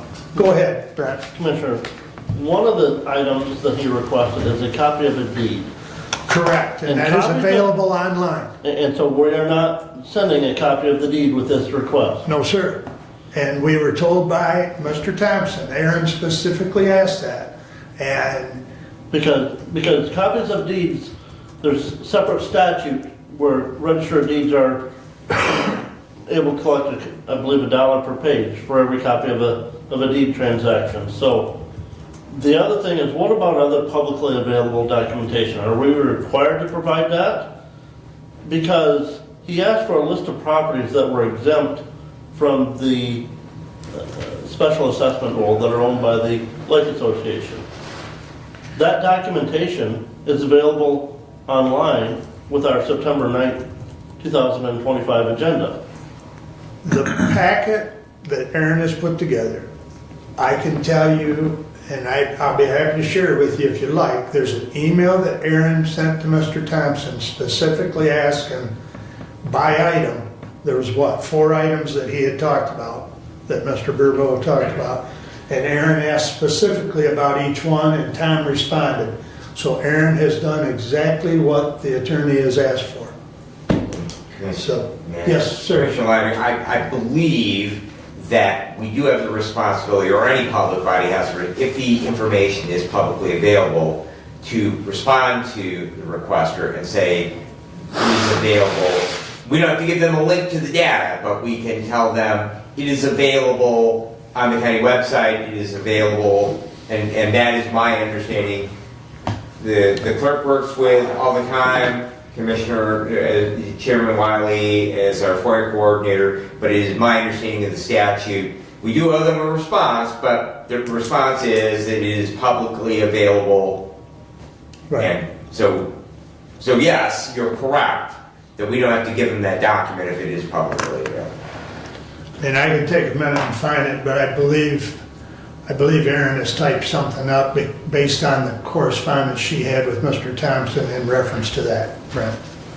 So, you know, it's, I think, coordination between Drains and Mr. Thompson, we've got everything covered that we're required to cover. So Abe has indicated that if this passes, he's going to send a letter Yeah, I'll just type up a letter that, and mail it to Mr. Burbo that here's the expense, and as soon as we receive payment, we'll mail you the package. You know, so we're not going to mail the package out until we receive payment. That's pretty Well, standard. because, and going back on this, I mean, one of the things, the dates the dam maintenance took place and the contractor hired by the county, if any, to complete the service. There was no dam maintenance done. Part of this process on Lake Leanne was going through and reestablishing the lake level on Lake Leanne. And so that was the work that the drain commissioner's legal staff did, and all those notices that had to go to all the property owners regarding that court hearing date. And then there was, last fall, there was an emergency service work that had to be done to clear the Leaves. the leaves and other debris from the drain pipe Yeah, I on that believe, structure. That we wasn't had to that have the a one di- that Matt had to hire a diver? had to have a diver Yeah, come in okay. and do that work, yes. But, you know, so, Well, not that it has any bearing on the request, but the individual is not, he's a summertime resident. He's not a Hillsdale County resident. He lives in Flat Rock, which is downriver Detroit. And that, it really doesn't have any bearing. We'll provide the FOIA information. However, Aaron is very confused as to what he's really looking for because of some of the, the things that have been ongoing, but yet what his end game is, and Erin's a little concerned about it. She would have been here today, but she's en route to Paris Island where her son will graduate from Marine Corps basic training later this week. So, she would certainly maybe add some more comments if she was available to be here today. But I did ask her where the tax bill goes as far as mailing the tax bill for his property on that lake, and it goes to Flat Rock. So he's not a full-time resident there at the lake. And not that that has any bearing, but I just want everyone to know, that, some of the discussion that Aaron and I have had. So, go ahead, Brad. Thank you. Just a comment on it, and perhaps that I'm looking beyond, but we did have a response from Mr. Thompson, and that response was marked attorney-client privilege, and I believe that was included in the packet, and so I did it was not included in the public packet? no, it that's is not not, public. Because when I viewed the packet, so I just want to make sure that anytime we have a document that is, stamped attorney-client privilege, that it requires the action of this body we can make it public, but it does require, so I just want to make sure that, and I have no problem with the public seeing that. It's just, it's really more of a procedural thing, not a neck. I just want to make sure that anytime that we have a communication that is stamped, that until this body makes a decision to release that. It was not made public. Yeah. Commissioner, if you look at online, you will see, if you're signed in to Diligent, you'll see a padlock next to that document. That means that it's not available to the public, that it's locked. So, That is correct. I've never actually used that feature before this day, so I thought it was appropriate, so. No, and that is great, but I just did want to get that point clarified. Right. Just because there are sometimes some pieces of information that really do need to remain within, for the information of the Board of Commissioners, between us and our attorney. And so I did want to make sure that was not released without a vote of this body, so. Point taken. But, yeah, the lock feature allows it to only be seen by those of us that have a login, so. Yeah, I can't get to it right now. Okay. It's not available on the, well, or does it show up on the public site? No, it I don't think doesn't. it even shows up on the public site, so, Yeah, I was logged in, so, yeah. Occasionally I will, with my login, go to the public side of it to look at what's available there, but I'm usually looking from our perspective. But your point is very well taken, and I do respect the attorney-client privilege on many correspondence that we do have, so. I mean, quite often I'll share them with the board, but Right. that's the end of it. Right. Well, that is important that they are shared with the board because it is our counsel. Exactly. All right. Any further questions or discussion?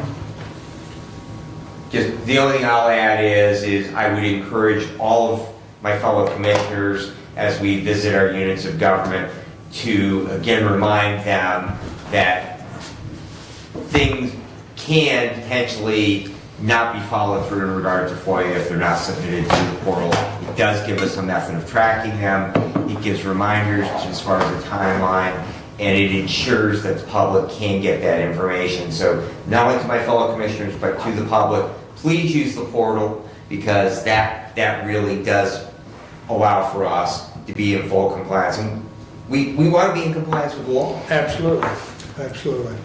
And I mean, I can't emphasize enough this FOIA program by assigning a tracking number or a request number.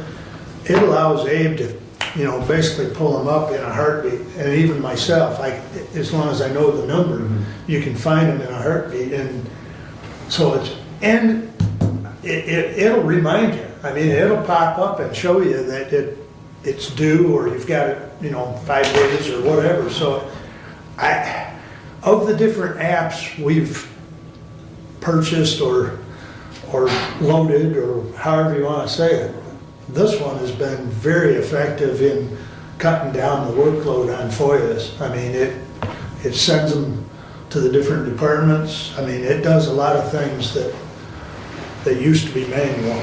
So, Doug? So that being said, it's efficient, it is tracking, it is timeline, there's a lot of great things that come with the app.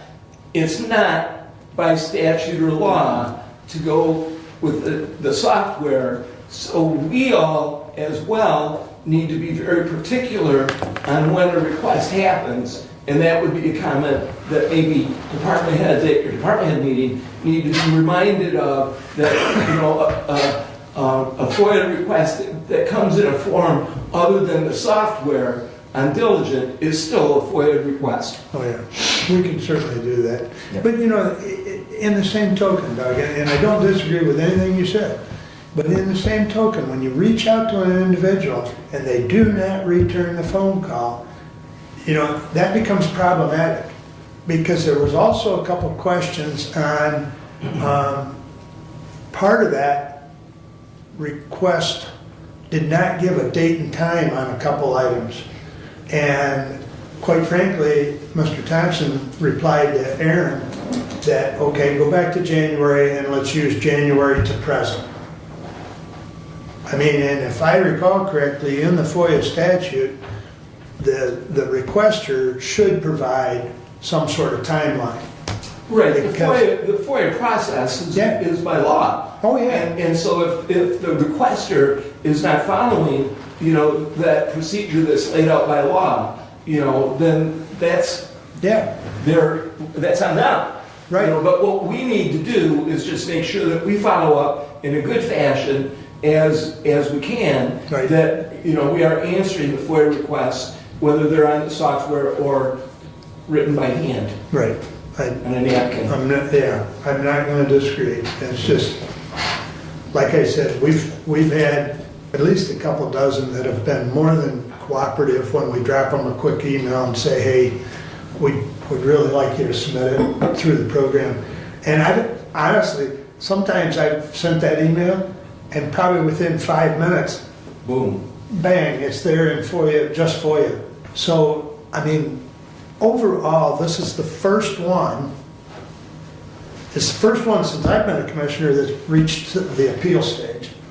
Second of all, it's the first one since we've been on just FOIA that was not willing to comply with a simple request. But we'll get him the packet as long as he pays for it.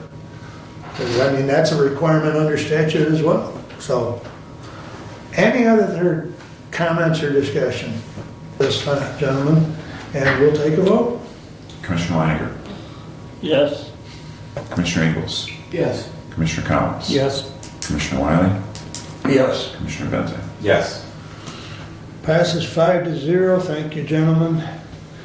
And we'll get that signed and taken care of. That was the one and only action item.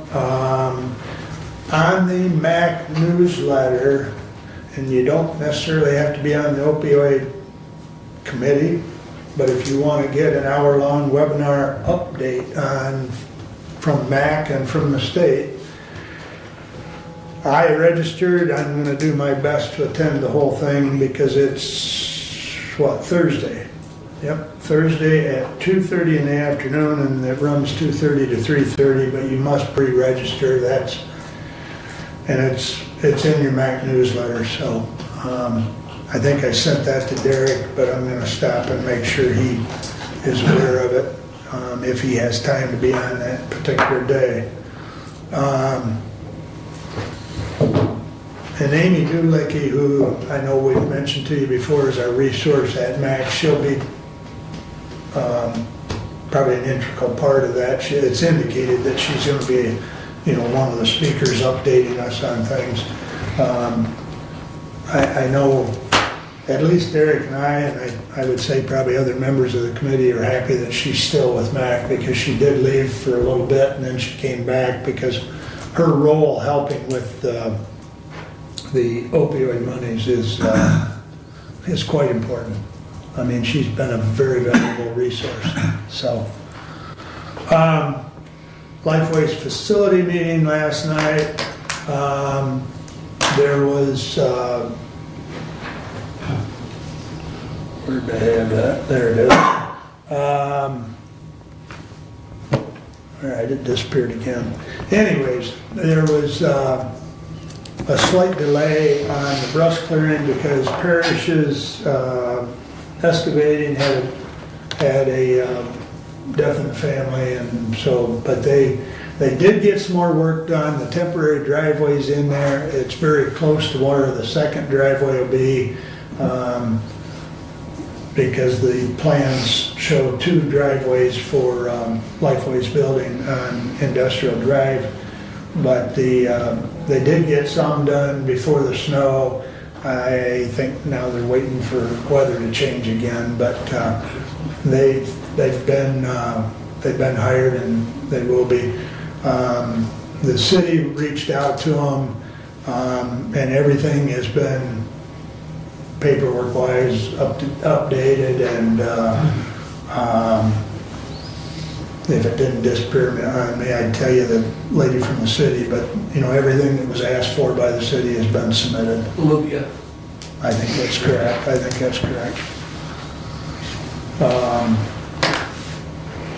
Let's see.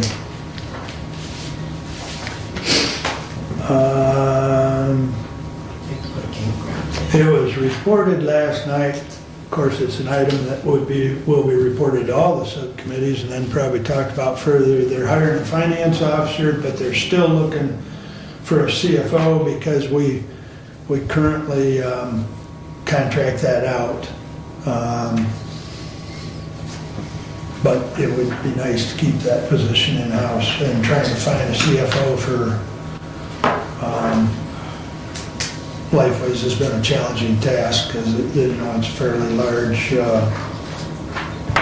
Gerard was very difficult to replace. This is true. Who are they contracting with? Raymond, I think. Yes, Raymond Robinson. Yep.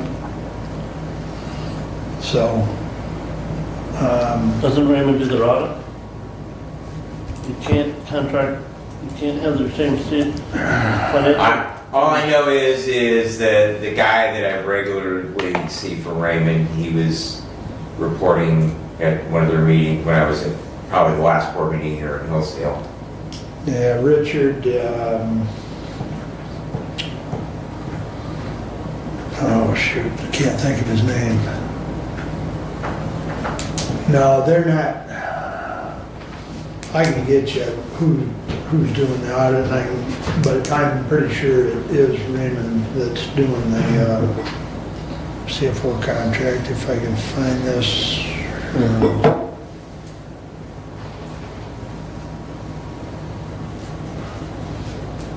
Yeah, I'll get it to everybody. I can't find it right now real quickly.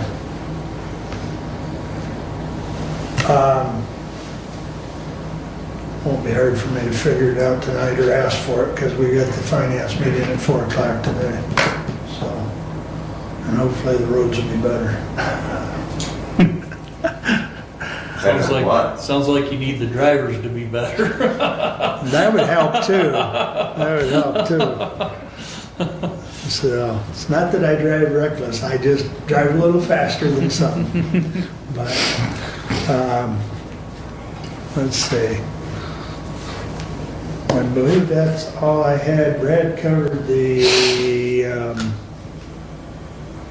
Union stuff. Do you have anything to add to that? I really don't, other than we're waiting. I guess the only thing I'll add is we are waiting on a reply from Scott Blackwell as far as the lower unit at 911, because the attorney was going to reach out to him. There is, for the lack of a better way to say it, I think there's some discontent by the union members or the union itself, because not everyone's paying the dues, and because of the state law change, they're representing the whole group, and only, what, two? I think there's only 2 or 3 paying the dues. So, you know, and we've been able to meet with the supervisory group, we're meeting with the 2 groups at the sheriff's department, and everything's kind of going according to We had order. one meeting with that. But We had one meeting with that lower unit, and they have not come back to the table. Now, there is a process that we did discuss briefly with the attorney the other day. We can file a letter with Merck that is basically, how do you phrase that? I would just be cautious as to. Yeah, but it was basically, you know, just a negotiation type letter, but in any event. And speaking of the attorney, we need to bring up, and I think we discussed this when we hired Greg. You know, he's still with Keller Toma, but him and Beth, who we had the opportunity to meet Beth the other day on a Teams meeting, which is his younger partner. And there is another partner that he told me that is actually Yeah, running they have Troy. another. I think it's the office in Troy that attorney's at. They will be leaving Keller Toma as of 1 January. The billing will then come from Schultz and Schultz, whatever Rossi, that was. and Young, I think it is. I think that's the way it's gonna read, if I remember right, or Schultz, Rossi, whatever. But in any event, he has assured Brad and I the rates will be the same, and he'll continue to represent us. So, I would like to, either now or at the next meeting, we need to have a resolution that we continue with them. I guess I would ask that he put that in writing too. Well, and we had that discussion, Commissioner, so I was just going to add to what Commissioner Riley said, that I did ask about a letter of engagement with that firm. And so I would suggest that the burden is now on Greg and Beth to get us that letter of engagement and have that as an attachment to a resolution to authorize the chair to sign that letter of engagement on behalf of the County of Hillsdale. But until we see that, Good point, good point. So, For effective January 1. right, yes. I will email him and, We'll see him tomorrow. well, that's true. Let's make sure we bring it Yeah. up tomorrow. Yeah, Or if you Because- email him, ask him to bring it tomorrow. true. Yeah. Okay. I can do that. That's probably a good point. So yes, Commissioner, I agree with you completely. We need a letter of engagement.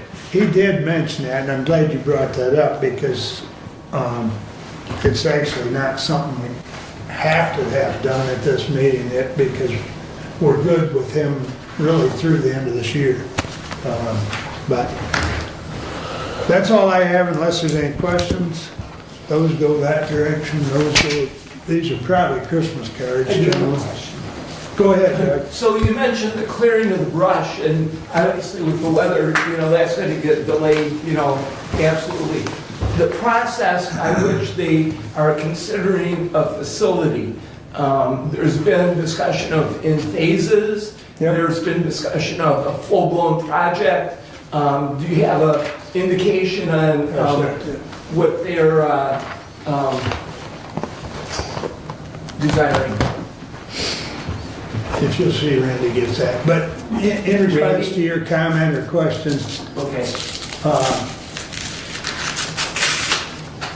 there's still very much ongoing discussion at the facilities meeting, the finance meeting.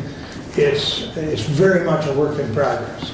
Actually, I recall that there was discussion on perhaps another location of a building that is off the table. Correct, Okay. correct. You know, the idea that is currently being pursued is a smaller footprint, but yet able to add the additional space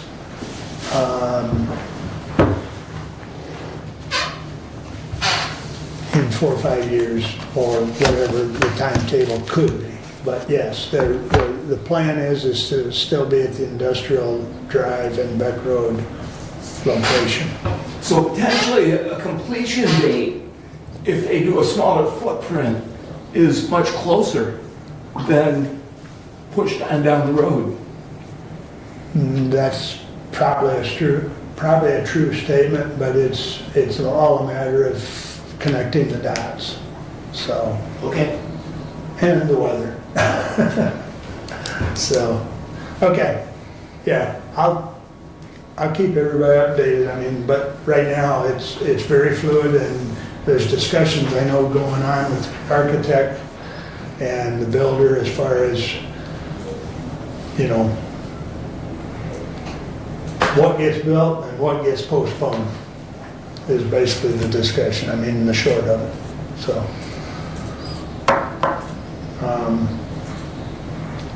Okay. Anything else? As Kevin. far as them union contracts you were talking about, only having 2 people in the union, I still think the people that aren't in the union Right. still have to pay a percentage of a dues that gets them this service that the union is supposed to be contracted. No, Because Steve. that's how it was when I was in the prison system. They could cancel when they were trying to bust the unions, they did it so that you couldn't, but they still had to pay a percentage to the union. And that was not the case with the SEIU, is there either? No. Okay. I think that's the biggest problem is, and Brad's absolutely correct, that's why SEIU pulled out of here. There was approximately 33, 35 people that were being represented, and there was only, I think there at the end, there was only 2 or 3 paying dues.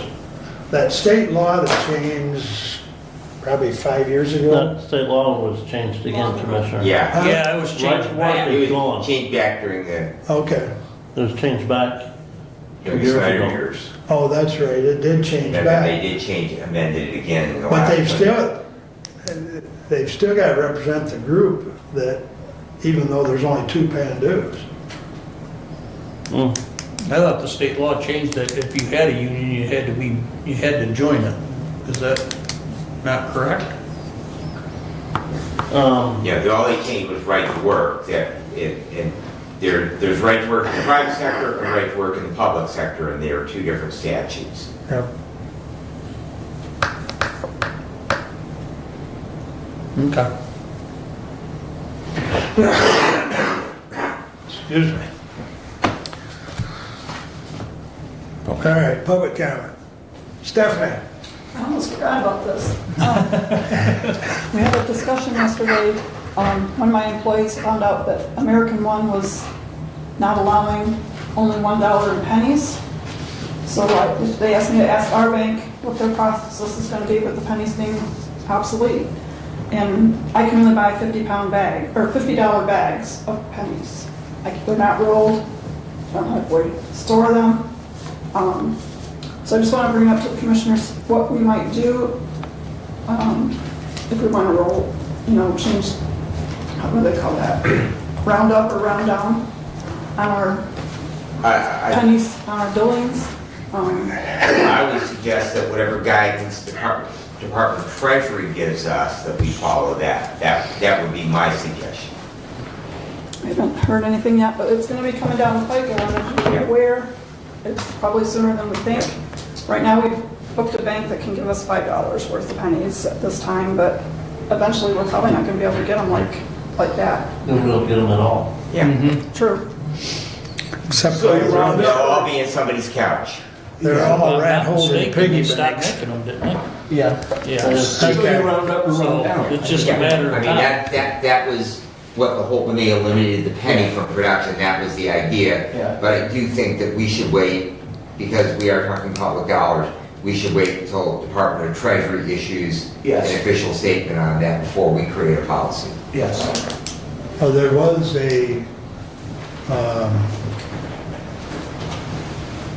what was it, like can't remember, it was on the news, it was like a convenience store or a fast food chain or something, I don't remember, but it was a national entity, and they were gonna basically round down on everything, from a nickel down anyways, as far as the pennies. And they estimated it was gonna cost them $3 million in the first year by rounding that down. But, you know, they were willing to do it for this first year until they figured out different. And I think probably they were thinking the same thing, as trying to see what Treasury was gonna say. But I think the days of seeing things in the store marked at 99. 99 or 92 or whatever, I think some of this is gonna leave, and it's gonna be increments of 5, you know, until they do away with the Which will nickel. have to Well, change their the state bigger tax. thing though, So to answer why your your question, redeems still need get a sales sales tax. tax, you can. So the 99 is not the concern, Right, it's what the Yeah. factor. exactly. One more thing. Go ahead, Steph. I also wondered, on our listserv, they were asking for ACH policies. I looked on that message of the day under policies. I did not find an ACH policy. We're doing a lot of that now. What happened was, one of their, Cass County had an individual business that lost $100,000 because of somebody told them to change something from the ACH accounts. So, I mean, that stuff is out there, people are doing that. So I think the county needs to adopt an ACH policy, especially as we're doing so much more of it. Sounds like a good job for the budget committee. I think we pretty significantly in that probate contract that we just sent back to probate court Right, that did not have, and we have been asking, and I think that, you know, again, just like the senior contract, and I don't recall that it was in there, but, you know, again, every contract, regardless of dollar amount that we sign with anybody for anything, needs to have an ACH provision on it. You know, and this is coming from a guy who still doesn't have a debit card, okay, and still does not allow electronic, but I was the one who brought the resolution that we pay employees by direct deposit, you know, 12 years ago, and the biggest reason was because we had a commissioner that kept losing paychecks. And so we, You said, well, believe that I was here. you know, you were, you. But I agree that we need to formally look at that and have a policy, and one of the provisions of that needs to be, we sign a contract with anybody, they will be paid by direct deposit.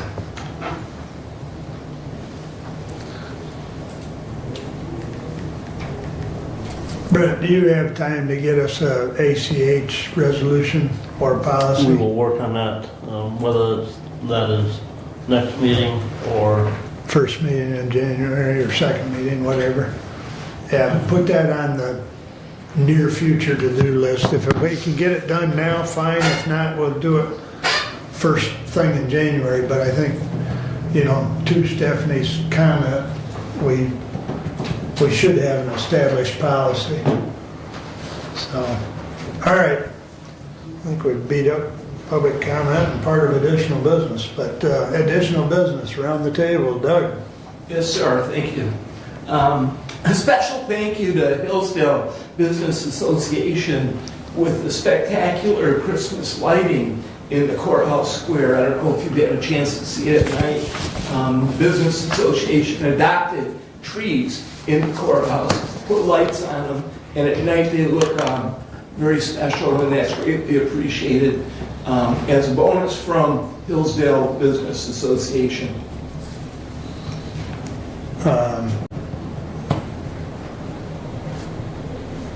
I'll take time to comment on that since his name was right on the tip of my tongue. The owner of the local eatery. Jason Walters. Thank you. He called me, I put him in touch with Randy. He kind of spearheaded the start of that. Y'all done with this? And, you know, a special thank you to him as well because I think it's a nice little addition to It's the... community, Yep. and it's a big ad. It Yep. looks very, very nice. I agree. Thank you. Brad, anything? Couple things. Received my annual letter from the Community Foundation, and just a reminder, my fellow commissioners as well as to the public, we just had a survey about our county parks, and we have a tremendous number of county residents that do visit our county parks, particularly Lewis Emery. And there is a fund at the Hillsdale County Community Foundation. It is an endowment fund that was established years ago with some proceeds that we received from the federal government for navigation easement over the airspace over that park. And we did establish that fund there, and it needs to continue to grow. And so, first of all, I would encourage all of my fellow commissioners, and if you would extend that to the Parks Commissioners as well. Even if it's $25, it's a great way to contribute to our community. And just to the public, if you love our parks, here's an opportunity, and just remember them as part of your year-end giving. I did have a conversation with the Adams Township Treasurer last night. It's a conversation that is familiar to all of us. And he was saying to me, how come you guys meet during the day when I'm at work and I can't come and the public can't come to your meetings? And I reminded him that the Michigan Legislature meets through the day for the same reason that we meet through the day, because it's a business day. It is our work day, and it is all of our elected and appointed department heads. I have heard from some folks that, well, City Hillsdale has their department heads come. Well, City Hillsdale department heads work for the city administrator, the city manager. He can compel them to do that. I can't compel the treasurer, whose office is right next door, to come back at 7 o'clock at night, or our register of deeds or our county clerk. We can't compel them to do that. So we utilize the resource, and it is the business day, just as we ask people who come in for a marriage license or want to pay their property taxes or get a dog license, they got to come into the business day. And I realize it's inconvenient, but that is really the reason why, because it is the work day for county employees, and it is part of the work day. And I did encourage him that, you know, we do have YouTube, people can see that and participate, but I did want to just hit back on that, mostly for the public, that is the reason why. And we've tried meeting at night, and we really get better participation when we have had some evening meetings in the past. The last thing I have is just a thank you to Representative Wertz. Tomorrow in the House Committee on Natural Resources, there will be a bill to allow for deer baiting in Michigan. That is something, whether you choose to bait or not choose to bait as a deer hunter, that is up to you as an individual, whether you want to do that or not. But I am delighted to see that, and if you have input on that, and to the public as well, if you have input on that, please reach out to the members of the House Natural Resources Committee and Representative Werf's office. Thank you very much. Brent? In preparing for the end of the year, working with the clerk's office, we'll be reviewing bills this week and next week. We're not reviewing bills the week of Christmas because of the holiday days, and then reviewing bills on December 30th, right before the end of the year. So the department heads have bills that they want to make sure that they get paid, and to the end of the year, that last day will be December 30th.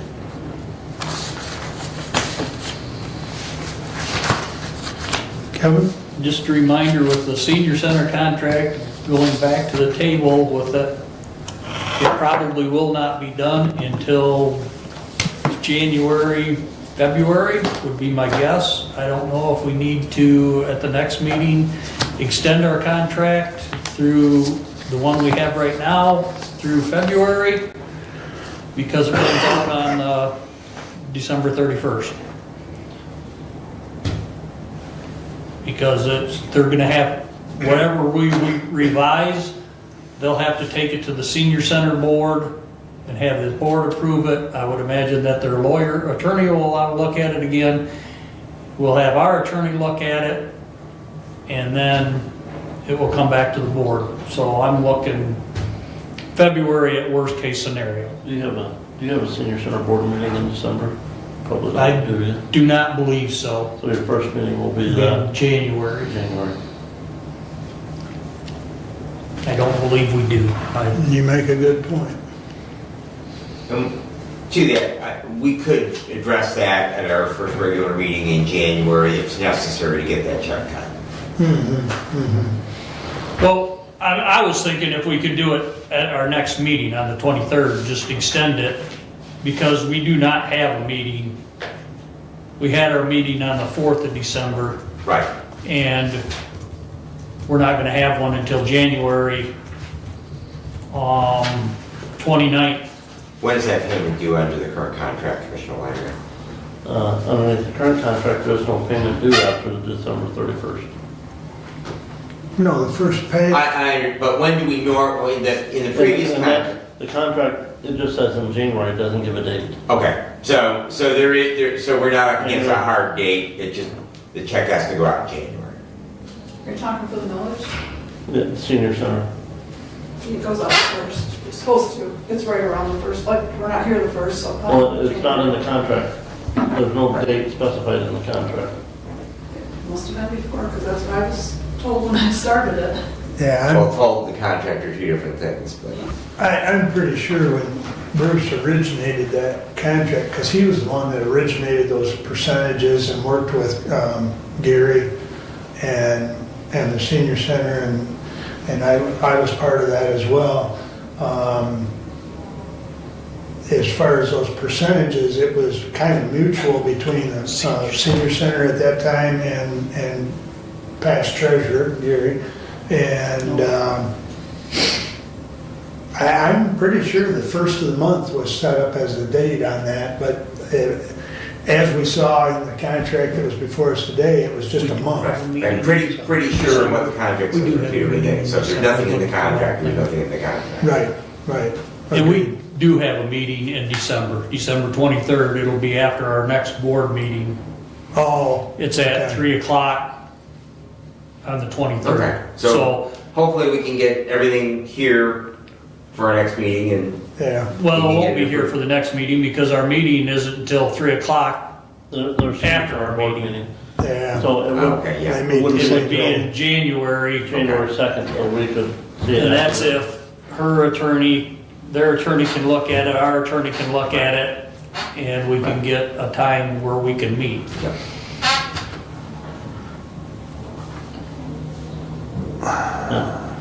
And back to that would be something else to specify in that contract. Those payments will be on X date Yeah. of this Yeah. month. Yeah, I agree. And That way, there's no ambiguity Yeah. there to take, to eliminate that. Just to, it says principal to be paid on the first business day of the same month. Okay. I don't know if there was in there. okay. We'll put a placeholder under your report for the next meeting. And you'll have time to talk to Maggie about, if we need a 60-day extension of the current But even there, contract. we could approve the contract pending their approval, and if they approve it, we could still do that Well, that's true too. in December. If We the can approve it. contract's ready to go back to the senior center board, is what he's saying, we could approve that pending their Pending approval. approval of that Correct. So and you and I need the to. attorneys. Yep, Because they won't send it to their attorney Well, they might send it to their attorney first before they bring it back to the board. I think they did. I would think Yeah. they You would. think they would? Yeah. Yeah. So, And I know for a fact, if I send it to Tom, just as quick as we can meet with Maggie, Tom will turn it back within a couple of days. I'll get with her as soon as we leave here and see what she can do. Yeah, because I'll make room in my schedule, you know, because it needs to get done. Yeah, and if you could put a spot where, if we get it in time. Right, right. Okay. I don't have anything, we beat everything else up, so we're good. And thank you, gentlemen, and Stephanie, and we're adjourned.